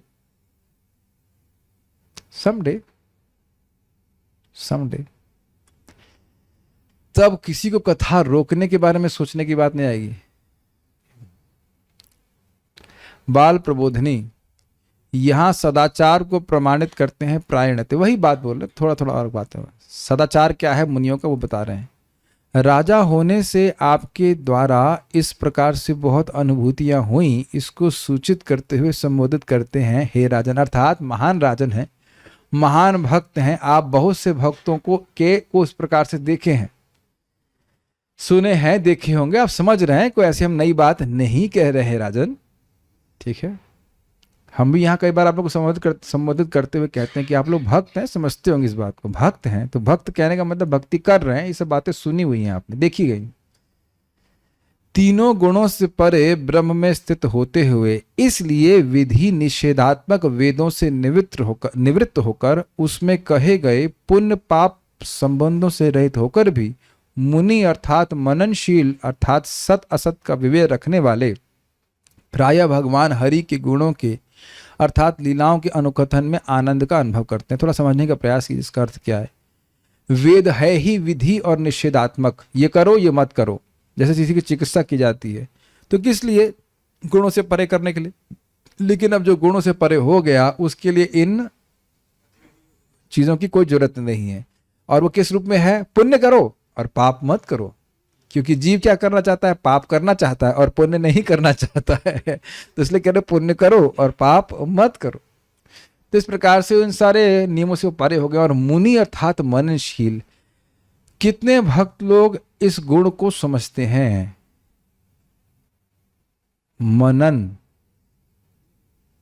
1 2 3 4, क्या बाकी भक्त समझते भी नहीं है इसका अर्थ? क्या आप जीवन में कुछ नहीं सोचते कि मैं ये कार्य कर रहा हूं, इससे आगे मेरी क्या गति होगी? हरे कृष्ण हरे कृष्ण हरे राम हरे राम राम राम हरे, फिनिश 16 हो गई। हरे कृष्ण राम, फिनिश। वह भी लाभकारी होगा, लेकिन आप जो इनका ये पोज है, यही पोज को मन बनाए रखो ना सब ऐसे करके। Some time we should think. ये इसलिए नहीं जब हमारे पैसे चोरी हो जाए कि मनन करना शुरू कर दे, क्यों चोरी हो गए, क्यों चोरी हो गए, ऐसा नहीं। मैं अपने जीवन का कितना समय भगवान की भक्ति में लगा रहा हूँ, इस कार्य को कर रहा हूँ, उससे मुझे कुछ लाभ हो रहा है क्या, इससे आगे मुझे क्या लाभ होगा, इस सब मनन जगत में क्या सार वस्तु है, इसको मनन कहते हैं। Make sense? ये मैंने बोला, क्या ये सही था, क्या ये भगवान को प्रसन्न करेगा, इत्यादि ये भक्तों का मनन चलता है। प्राय जगत में लोग मनन नहीं करते हैं। रिफ्लेक्टिव, विमर्शन इत्यादि, कॉन्टेम्पलेशन, इसके लिए लोगों को समय ही नहीं दिया जा रहा है। भागने से मौका मिले तब तो सेवा करेंगे। क्या कोई व्यक्ति 100 मीटर की स्प्रिंट रेस में मनन कर सकता है? समझ गए? तो लोग इसी में लगे पड़े हैं। कई बार भक्तों को लगता है कि प्रचारक लोग ऐसी ऐसी बात क्यों कह देते हैं, क्योंकि सोचने के लिए कुछ समय दे रहे हैं जीवन में। नहीं तो बाकी लोग दौड़ते दौड़ते दौड़ते दौड़ते, वो आगे और तेज दौड़ रहा है और मैं भी आगे दौड़ता जाता हूँ, दौड़ते दौड़ते दौड़ते पूरा जीवन व्यर्थ हो जाता है, मनन नहीं करता। तो मननशील व्यक्ति होगा तो समझेगा कि इस जगत में सार क्या है। तो कह रहे हैं वो सार समझ करके केवल भगवान हरि की लीलाओं में ही आनंद लेते हैं, बाकी सब कुछ छोड़ देते हैं। Make sense? परमहंस समझते हैं? ठीक है। शुरू से ही कीर्तन श्रवण आदि के अभ्यास के बिना उनके द्वारा स्मरण के असंभव होने से शुरू से ही वे ऐसा करते हैं। यह अर्थ है। स्म अर्थात यह प्रसिद्ध ही है, यह अर्थ है। मतलब वो बचपन से ही लगे रहते हैं भगवान श्रवण कीर्तन में, वो यानी कि और किसी साधन का वह अवलंबन नहीं करते। शायद आप लोग कभी सोचे हैं कि नहीं, मुझे नहीं पता, लेकिन कुछ दिख रहा है कि भगवान के प्रति आसक्ति कुछ बढ़ रही है और भोगों से आसक्ति कम हो रही है। मान लो आज मर गए तो इसी स्टेज से शुरू करोगे अगले जीवन में। पता नहीं मेरी बात आपको समझ में आ रही कि नहीं। मैं ये नहीं कह रहा हूं कि अगले जन्म में आप 16 माला से शुरू करेंगे। The attraction which you have developed, the stage of attraction which you have, जिस स्तर तक भगवान के आकर्षण को आपने जागृत कर लिया है, वहां से शुरू करेंगे।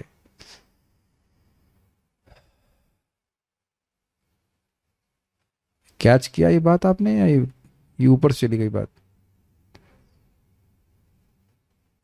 शायद समझ सकें, समझ रहे होंगे शायद मैं क्या कह रहा हूं। और इसको भगवान गीता में कहते हैं पूर्व अभ्यास से न तेने व ह्रियते ही वशोपिसा। तो यहां मैं इसलिए बोल रहा हूं कि जो व्यक्ति भक्ति करता जा रहा है वह यहाँ पे जो अर्थ दे रहे कह रहे हैं बचपन से, शुरुआत से ही भक्ति करते, बचपन से कह लीजिए, जब से साधना करना शुरू किया तो गुणानुकथने हरि, वह भगवान के कीर्तन में लगते, वो और किसी कार्य में नहीं लगते। जो वाकई मुनि है उनकी बात कर रहे हैं, जो सार को समझ गए। एग्जाम्पल अब नारद जी का देख लीजिए, जब से साधना करना शुरू किया तो क्या कर रहे हैं? भगवान के कथन में ही लग रहे हो, कथनों पर कथन में लग गए, सिद्ध हो गए तो क्या कर रहे हैं? उसी में लग रहे हैं। आप लोग क्या सांख्य योग का अभ्यास कर रहे थे, या वर्णाश्रम के नियम का, वर्ण आश्रम का स्पेलिंग भी इस्कॉन में आके मालूम चली है कि नहीं? तो नियम के पालन करेगा। और कौन से रह गया था इसमें? अष्टांग योग और पद्मासन ही लेने लगता बहुत देर तक। तो क्या सब कुछ, कोई अभ्यास नहीं कर रहे, सीधे भक्त लोग भगवान के भक्तों के संग में आकर भक्ति का अभ्यास करें। क्रम संदर्भ, ये टीका कब रुकेगी? यह कैमित द्वारा प्रदर्शित है, अर्थात और कितना अधिक। कैमित समझते हैं गंगा जी में अगर ऊंट डूब जाए तो इंसान का तो कहना ही क्या। ठीक है। साधारणतः जो ऋषिगण गुणों के प्रभाव से परे हैं, निर्गुण हैं, वे भगवान का गुणगान करते हैं, परंतु अब यह अनुशंसित है कि केवल भगवत प्राप्ति के इच्छुक व्यक्तियों द्वारा भी यह गुणगान किया जाना चाहिए। भाई देखो, जो एकदम निर्गुण में स्थित हो गया, प्रभुपाद इस बात को बोलते हैं कि हरि नाम तो मुक्त पुरुषों के द्वारा बोला जाता है। अयि मुक्त कुलैरुपास्यमानम परितस्त्वाम हरि नाम संश्रयामि। जो मुक्त हो गए हैं, जो गुणों से पूरी तरह मुक्त हो गए हैं, वो हरे कृष्णा कृष्णा कृष्णा हरे हरे, हरे राम राम राम हरे हरे को बिना 16 माला गिने कर सकते हैं। कहने का अर्थ है लगातार बोल सकते हैं 24 घंटे। तो जब वो उनके लिए हरि नाम की वो उपेक्षा नहीं कर सकते हैं, जो सर्वथा अनपेक्ष है, इस जगत में किसी वस्तु में उनका चित्त नहीं जा रहा है, उनके चित्त को हरिनाम खींच रहा है, तो जो लोग भगवान की प्राप्ति कर रहे हैं, करना चाहते हैं, उनके लिए तो कितना लाभदायक है। प्रभुपाद जी कहते हैं कि ये हरे कृष्ण मंत्र मुक्त जीवों के द्वारा उच्चारित है, लेकिन बद्ध जीवों के लिए सबसे अधिक महत्वपूर्ण है, क्योंकि मुक्त होने का ये सबसे अच्छा तरीका है। और मुक्त होने के बाद क्या करना है कुणाल प्रभु? यही हरे कृष्णा करना है। Does that make sense? तो क्या तो समझ में आ गया? अरे जब मुक्त पुरुषों के लिए इतना आनंद वर्धक है, तो बताइए जो बद्ध जीव हैं उनके लिए कितना लाभदायक होगा। ऐसे नहीं, ऐसे समझिए क्या मतलब कि जो लोग निर्गुण अवस्था में हैं उनके लिए जब वो लाभदायक है, लाभ आनंद, तो अब जो एकदम कचरा में पड़े हुए हैं घोड़ों में पड़े हैं, उनके लिए कितना लाभदायक होगा। Does that make sense? ठीक है, इस पे मैं प्रश्न सेट नहीं किया हूं, बाद में जोड़ा था। ठीक, तात्पर्य, सर्वोच्च अध्यात्मवादी मुक्त जीव होता है, अतएव वह विधि विधानों की सीमा में नहीं आता। क्या ये लाइन आपको समझ में आ गई? मुक्त होने के लिए सारे विधि विधान है, अब जो मुक्त ही हो गया तो अब उसकी क्या जरूरत है। ऐसा नवदीक्षित जो आध्यात्मिक स्तर तक उठने का इच्छुक है, विधि विधानों के अंतर्गत गुरु द्वारा मार्गदर्शित होता है। गुरु जी बताते हैं कि इस कार्य करो और ये कार्य मत करो। उसकी तुलना ऐसे रोगी से की जा सकती है जिसका उपचार चिकित्सा की परिधि के अंतर्गत विविध प्रतिबंधों के अंतर्गत किया जाता है। सामान्यतया ये समझ में आ गया आप लोगों को? ठीक है, चिकित्सा में वैद्य बोलता है ये खाओ ये मत खाओ इत्यादि, तुम सब रोग से ठीक हो जाओगे। तो हम सभी लोग अविद्या के रोग से ग्रसित हैं, तो गुरु महाराज ने बोला हुआ है, प्रभुपाद जी ने बताया कि मंगल आरती करो, जप करो। तो अभी हम लोग ग्रसित अवस्था में हैं, इसलिए मन रमण नहीं कर रहा है, and that's what you should expect. ऐसा नहीं सोच रहा था कि माला उठाई और आप कहेंगे हा ओह कृष्णा, ऐसा नहीं होने वाला है। जैसे बुखार होते ही आपको लगेगा खाना नहीं खाना है, एकदम सबसे पहले खाना ही त्यागता है इत्यादि। देखा गया, जब बुखार है तो खाना अच्छा नहीं लगेगा, खाना खाते रहिए, अपने आप ठीक हो जाएगा। हाँ, एक बात हम यहाँ बोलना चाहते हैं, मैं अपना अनुभव बताऊँ। जब कोविड हुआ था तो आप समझते हैं खाना पीना थोड़ा कम हो जाता है, थोड़ा सा ठीक हुए तो जब कृष्ण हॉल में देखा, बाकी लोग के सदाचार को देख रहा था मैं, बाकी महद अनुभव देख रहे थे कि सपोर्ट के प्रसाद पा रहे हैं, सपोर्ट धमाधम खा रहे हैं, और हमारी बिल्कुल इच्छा नहीं हो रही। तो उनके प्रमाण देख करके कि हाँ ये लोग खा रहे हैं, इसका मतलब ये स्वादिष्ट तो है, लेकिन मुझको नहीं लग रहा है ये मेरी बीमारी का प्रमाण है। और पता नहीं खाते खाते कब वो टेस्ट आ गया अपने आप कि हमारे वैद्य को रोकना पड़ रहा है, ये मत खाइए वो मत खाइए इत्यादि इत्यादि इत्यादि। समझ रहे ना मेरी बात? अब ये बताइए कि भाई प्रसाद तो आप लोग खाते हैं, लेकिन क्या केवल शास्त्र के आदेश पे खाते हैं? समझ आ रहा है? केवल शास्त्र के आदेश पे तो नहीं खा रहे हैं कि आपको मान लीजिए रसगुल्ला है तो भाई हाँ शास्त्र में लिखा है कि प्रसाद खाना चाहिए और ये हमारे सामने आ रहा है, प्रसाद खा रहे हैं, लेकिन केवल शास्त्र के आदेश पे नहीं खा रहे हैं, वहाँ अच्छा भी लग रहा है। तो कह रहे हैं कि ये सब प्रतिबंध जो है उस व्यक्ति के लिए है जो अविद्या से ग्रसित है, लेकिन जो अविद्या से निवृत्त हो गया वो तो आनंद लेता है।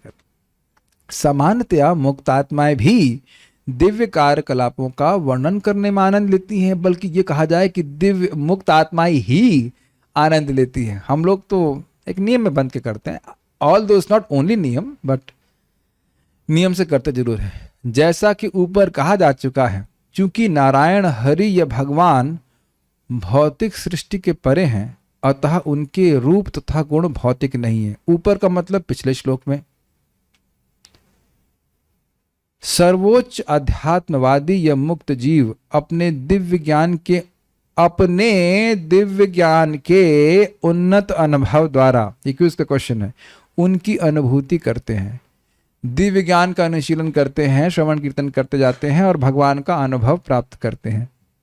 भक्ति करते रहते हैं, भक्त्या संजातया भक्त्या, भक्ति करते जाते हैं, भक्ति बढ़ती जाती है और भगवान का अनुभव होता रहता है। जैसे आंखों में दवा डालने से आंखों की दृष्टि क्रमशः आ जाती है, उसी प्रकार से जितनी मात्रा में जीव भक्ति करके शुद्ध होता है, उतनी मात्रा में भगवान की माधुर्य का वो अनुभव कर सकता है। सर ओके ओके, यस बोलिए। अतः वे भगवान की लीलाओं के दिव्य गुणों के कथन में रुचि लेते हैं। ये हाईलाइट किया जा रहा है, क्यों?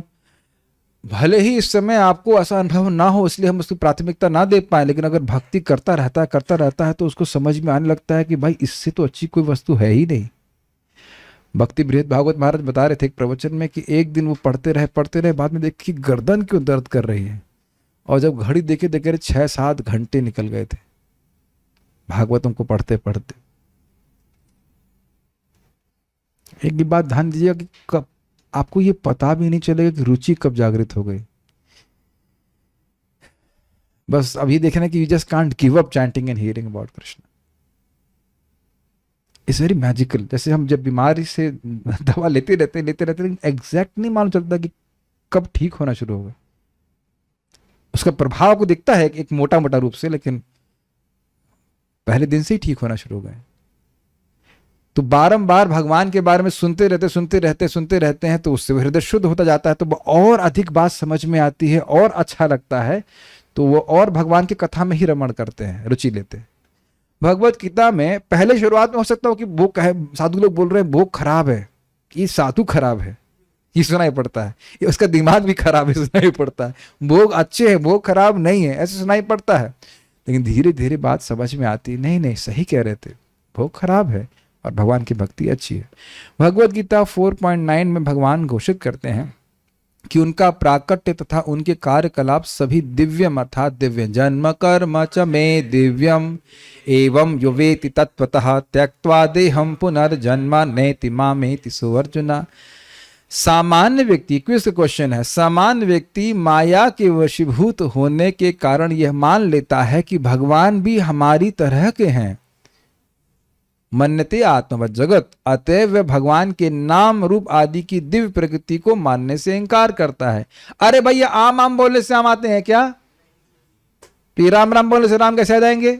यह शुष्क तर्क है। आध्यात्मिक जगत की बात को आप भौतिक जगत में लागू नहीं कर, भौतिक जगत की बात को आध्यात्मिक वस्तुओं पे नहीं लागू कर सकते। नाम और नामी में भेद नहीं है, वो दिव्य है। सर्वोच्च अध्यात्मवादी किसी भी भौतिक वस्तु में रुचि नहीं रखता, वह निरपेक्ष होता है। अतएव भगवान के कार्यकलापों के प्रति रुचि रखना इसका निश्चित प्रमाण है कि भगवान इस भौतिक जगत में हम जैसे नहीं है। यही बात श्रीधर स्वामी की टीका में पढ़ रहे थे। ये लोग निर्गुणस्थ, निर्गुण में स्थित हैं और फिर भी भगवान के गुण कथन में रुचि रख रहे हैं। इसका अर्थ यह है कि वह गुण प्राकृत नहीं है। यही बात प्रपात कह रहे हैं। जो निर्गुण अवस्था में हो गए, उस जगत की किसी वस्तु में रुचि नहीं रखते, तो फिर भी वह भगवान के गुण कथन में रुचि रख रहे हैं। इसका मतलब गुण कथन भगवान का है, वह दिव्य है, वह प्राकृत नहीं है, प्रकृति के गुणों का उत्पादन नहीं है। वैदिक ग्रंथों में भी इसकी पुष्टि हुई है कि परमेश्वर एक हैं, किंतु वे अपने अनन्य भक्तों के साथ अपनी दिव्य लीलाओं में लगे रहते हैं। लीलानुरक्तो सर्वदेश सर्वहृदय अंतरात्मा करके श्लोक है। और उसी के साथ साथ बलदेव के अंश के रूप में परमात्मा की तरह सभी जीवों के हृदय में विद्यमान रहते हैं। समझिए इस बात को। भगवान कृष्ण से बलदेव जी का विस्तार, बलदेव जी से संकर्षण, प्रद्युम्न, अनिरुद्ध और वासुदेव, फिर उसके बाद द्वितीय संकर्षण, प्रद्युम्न, अनिरुद्ध, वासुदेव, और उन द्वितीय संकर्षण से महाविष्णु, महाविष्णु से गर्भोदकशाय विष्णु, गर्भोदकशाय विष्णु से क्षीरोदकाशाय विष्णु, ये परमात्मा है। तो इसलिए बोल रहे हैं बलदेव के अंश रूप परमात्मा के रूप में सभी के हृदय में। Got it? अतएव दिव्य अनुभूति की चरम सिद्धि भगवान के दिव्य गुणों के श्रवण तथा अनुकथन में है, न कि निर्विशेषवादी द्वारा काम्य भगवान के निराकार ब्रह्म रूप में तदाकार होने में। ये भी क्लियर हो गया। ब्रह्म सायुज्य प्राप्त करना हाईएस्ट सिद्धि नहीं है, भगवान के श्रवण कीर्तन ही परम सिद्धि है। बहुत इजी है, मैं हाईलाइट कर दे रहा हूं ताकि आपका ध्यान आकृष्ट हो जाए उधर। बस बात बहुत सिंपल है। वास्तविक दिव्य आनंद तो दिव्य भगवान की महिमा गायन में है, उनके निर्विशेष स्वरूप में स्थित होने की अनुभूति में नहीं। मैंने इसको पहले बता चुका हूं। वैरायटी क्या कहते हैं उसको? Variety is the mother of enjoyment. तो भगवान के विभिन्न नाम, रूप, गुण, लीला, जो कि सभी शुद्ध सत्व का प्राकट्य है, उसमें अधिक सुख मिलता है जीव को। Is it okay? किंतु कुछ लोग ऐसे भी हैं जो सर्वोच्च आध्यात्मवादी ना होकर उनसे घट करके हैं, कुछ नीचे हैं, और जो भगवान की दिव्य कार्यकलापों के वर्णन में रुचि नहीं दिखाते, प्रत्युत वे भगवान के ऐसे कार्यकलापों की व्याख्या भगवान में तदाकार होने के उद्देश्य से करते हैं। यानी कि भगवान की कथा को ही सिद्धि नहीं मानते हैं, उस कथा के द्वारा ब्रह्म सायुज्य को सिद्धि मानते हैं। ये भी तो चक्रवर्ती पाद की टीका में पढ़ा था, सबको समझ में आ गया होगा। अब आप लोग जिस कार्यक्रम के लिए बहुत उत्साहित हैं, हाँ आई नो दैट, वो हम शुरू करते हैं प्रश्नोत्तर। So 1 second. सो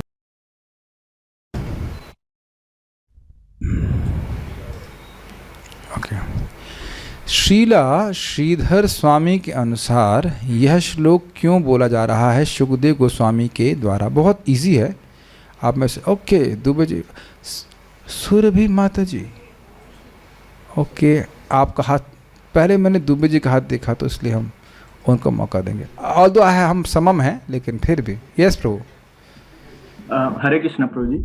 तो इसमें पहले पिछले श्लोक में सुखदेव गोस्वामी ने बताया था कि जो भी प्रोसेस है उसकी सम्यक सिद्धि नारायण स्मृति है, और ऐसा नहीं कि ये थियरी है, इसको ये इस श्लोक में बता रहे हैं कि ऐसा प्रसिद्ध देखा गया है कि जो निर्गुण है, जो गुणों से परे मुनिजन है, वो विधि निषेध से निर्वृत्त होते हुए भी भगवान के गुणानुकथन में लगे रहते हैं लगातार। यानी कि भक्तों का, महान लोगों का सदाचार प्रमाण के रूप में प्रस्तुत कर रहे हैं। Very good, so see it was not difficult. विधि निषेध शास्त्र क्या होते हैं, उनका क्या प्रयोजन है, जानकी माता जी बताएंगे। यद्यपि उन्होंने हाथ नहीं खड़ा किया है, अरे नहीं पता, ओके ठीक है। राधा शर्मा माता जी, you want to answer? Yes please. विधि निषेध शास्त्र मतलब विधि मतलब कि ये करो, जो शास्त्र ये कहते हैं कि ये करना चाहिए, और निषेध मतलब कि ये मत करो।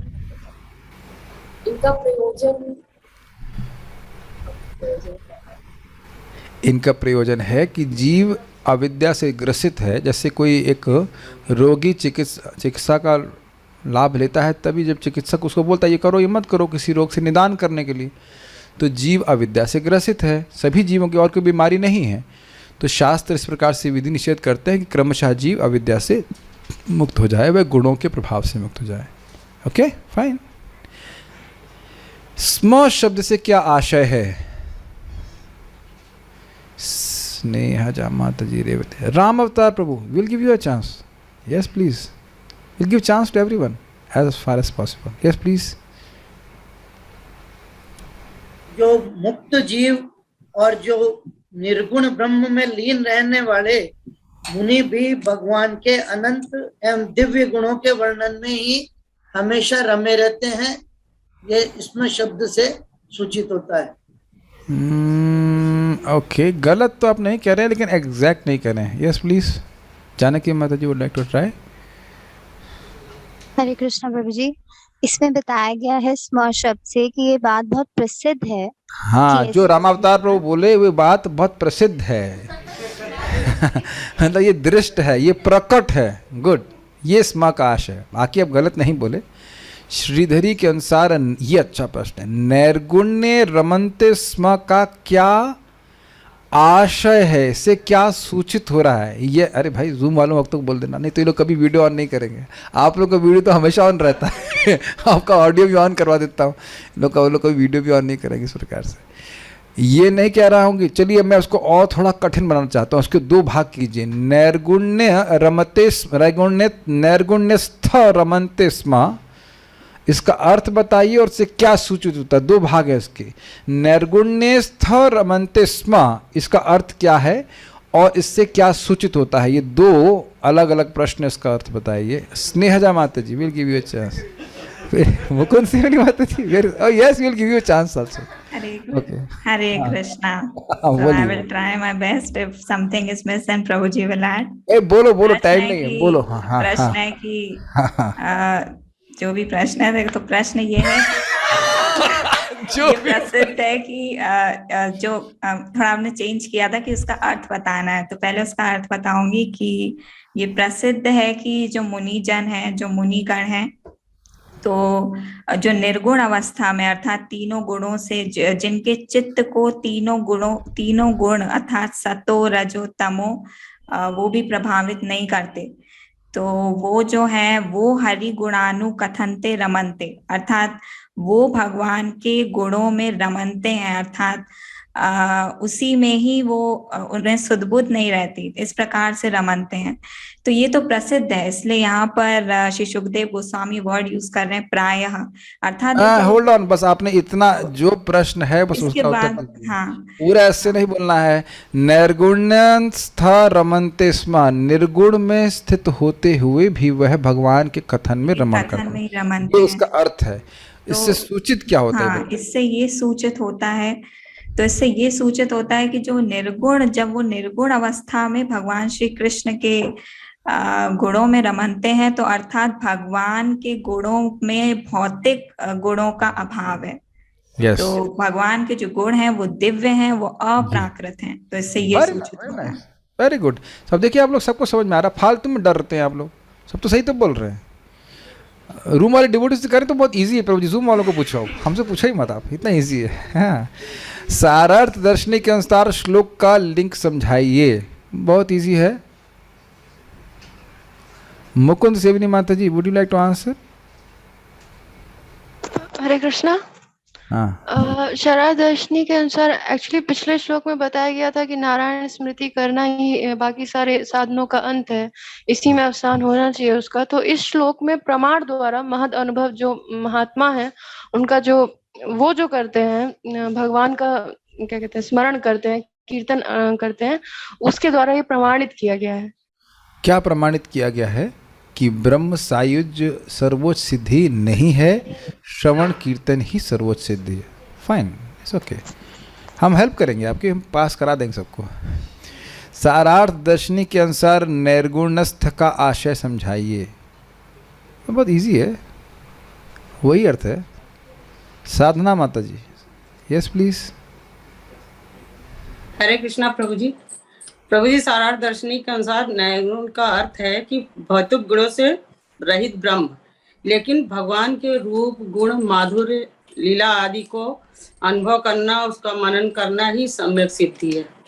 हाँ ठीक है, मतलब आशा ही बोला गया था, आशा यही था कि निर्गुण में स्थित होने के बाद भी वह भगवान की कथा में लगे रहते हैं। ओके, तो भगवान की कथा स्मरण कीर्तन में ही लगा रहना, इसी गुणानु कथन में उनकी असीम सुख प्राप्त होता है उनको। जी सही कह रहे हैं। सारार्थ दर्शनी के अनुसार प्रायण शब्द का प्रयोग इस श्लोक में क्यों किया गया है?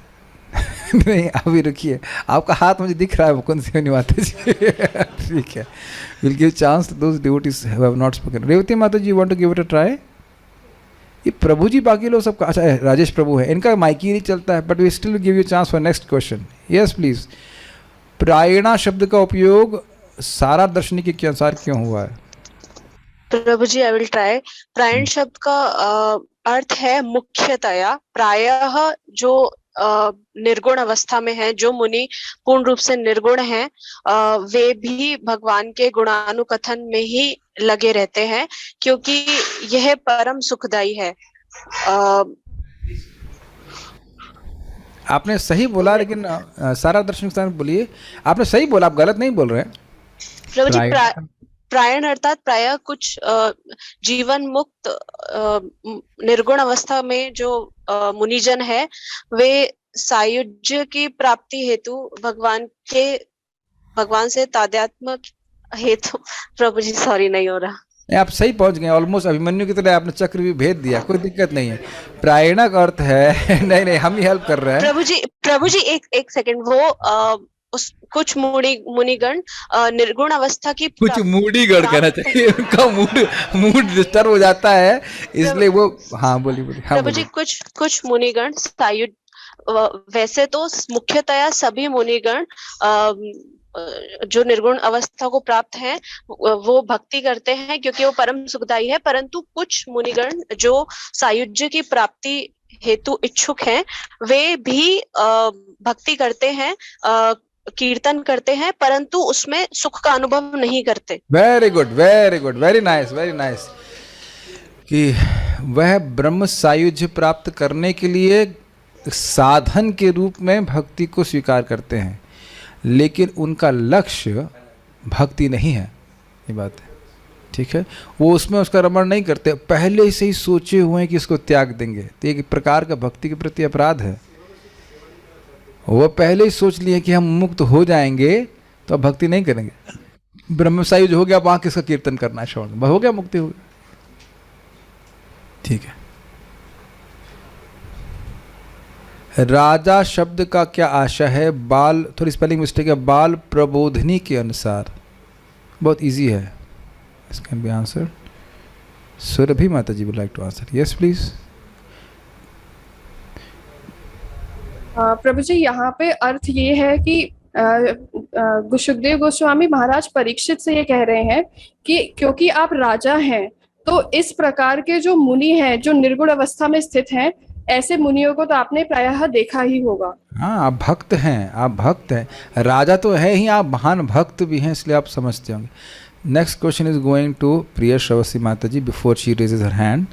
बाल प्रबोधिनी के अनुसार मुनि शब्द का क्या आशय है? Did I allow you to unmute? Yes, please.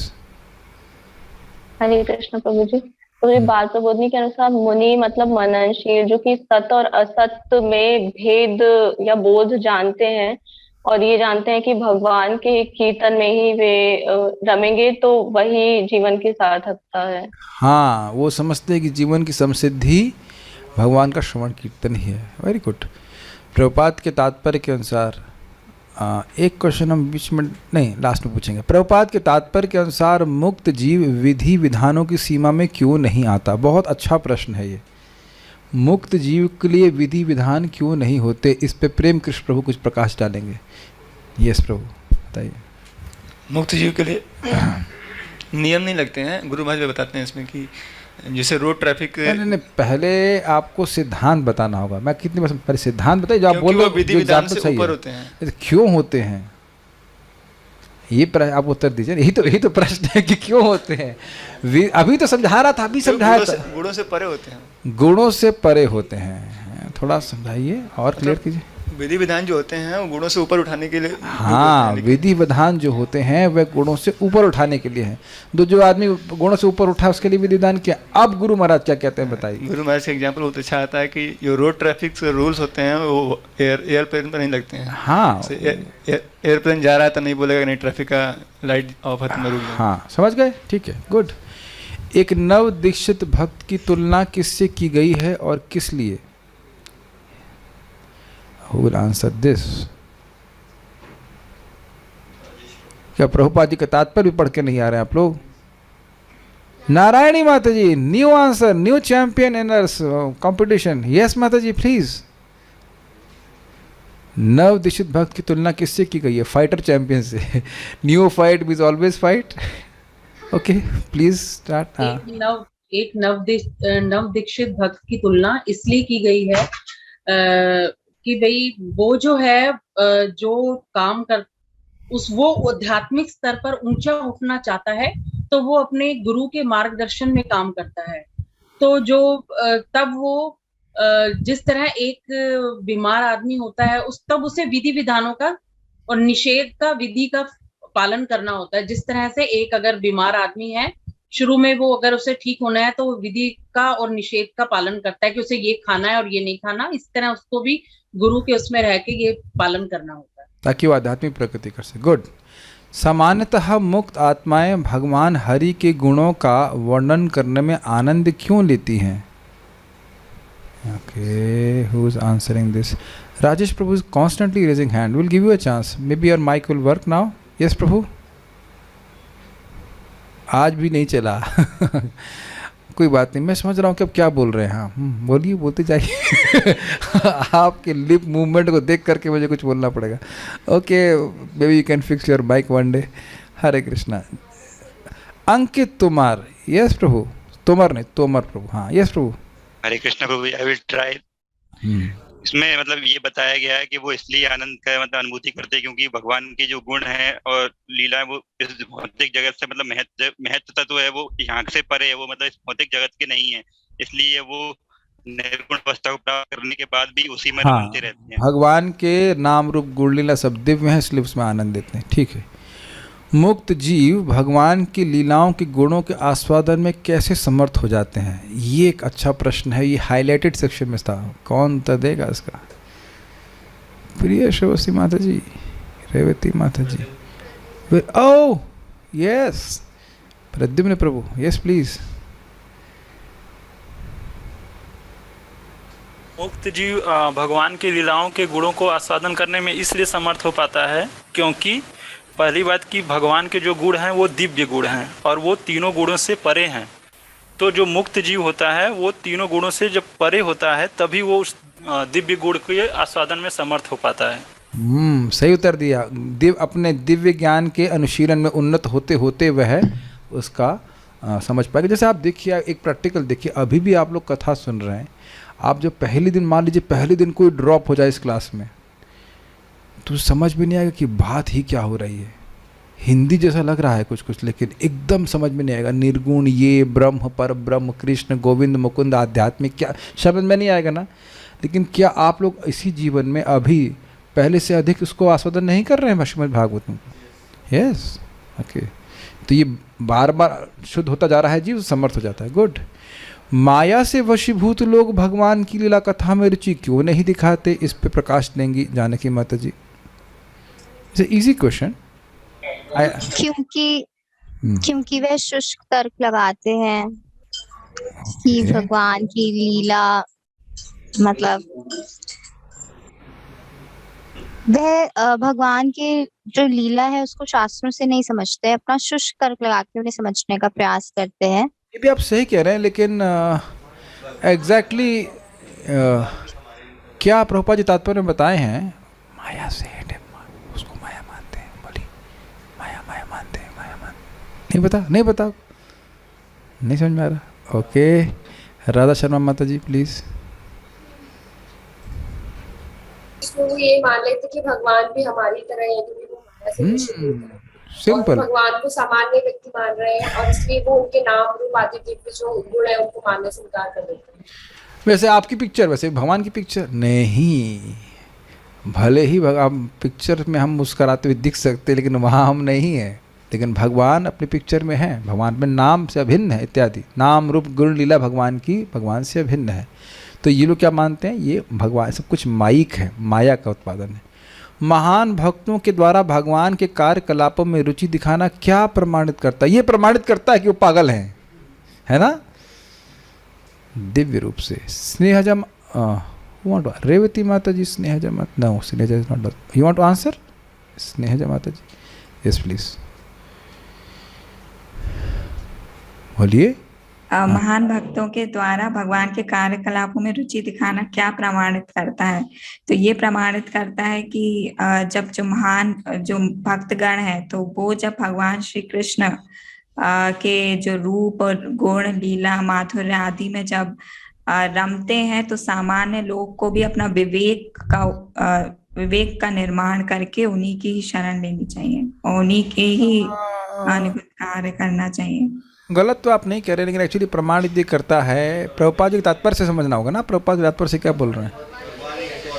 भगवान इस भौतिक जगत के व्यक्ति नहीं हैं, उनके गुण दिव्य हैं, ठीक है। दिव्य अनुभूति की चरम सिद्धि किसमें है, इसको बताएंगे। Who want to answer here? Sadhana Bhakti माता जी, yes please. 17 this will be answered by Priya Shravi से माता जी। आप देख लीजिए प्रश्न पहले से। हाँ, दिव्यानुभूति की चरम सिद्धि भगवान के दिव्य रूप, गुणों, लीलाओं का श्रवण करना और उसका कथन, भजन, कीर्तन करना। This is the highest perfection. जो लोग कम बुद्धिमान होते हैं वो भगवान की दिव्य कार्यकलापों का वर्णन किस उद्देश्य से करते हैं? यस प्लीज, ध्यान से सुनिएगा। जो लोग कम बुद्धिमान होते हैं वो क्यों करते हैं भगवान के दिव्य गुणों का वर्णन, लेकिन किस उद्देश्य करते हैं? Hear very carefully, let the answer come. Yes please. प्रभु जी, जो लोग कम बुद्धिमान होते हैं वे भगवान के दिव्य कार्यकलापों का वर्णन तो करते हैं, परंतु उनका उद्देश्य जो है वो ब्रह्म सायुज्य प्राप्त करना होता है। तो भगवान की भक्ति में उतना आनंद नहीं लेते जो वो सोचते हैं कि ब्रह्म सायुज्य प्राप्त करने में। उसको बहुत मानते हैं और इधर नहीं सोचते कि भगवान से अगर हमारा प्रेम प्राप्त हो जाए तो हमारा सबसे बड़ा लाभ होगा। परम पूज्य राधारमण महाराज बड़ा सुंदर बात कहते हैं कि भक्त लोग अपने कर्म को भोग लेने में रुचि रखते हैं, अपनी भक्ति को अपने कर्म नाश करने में खर्च करने में रुचि नहीं रखते। This is very deep. भक्ति कर रहे हैं, हमारी भक्ति बढ़ जाए, भक्ति के प्रभाव से कर्म नष्ट ना हो, कर्म तो हम भोग लेंगे, भगवान भगवा लीजिए।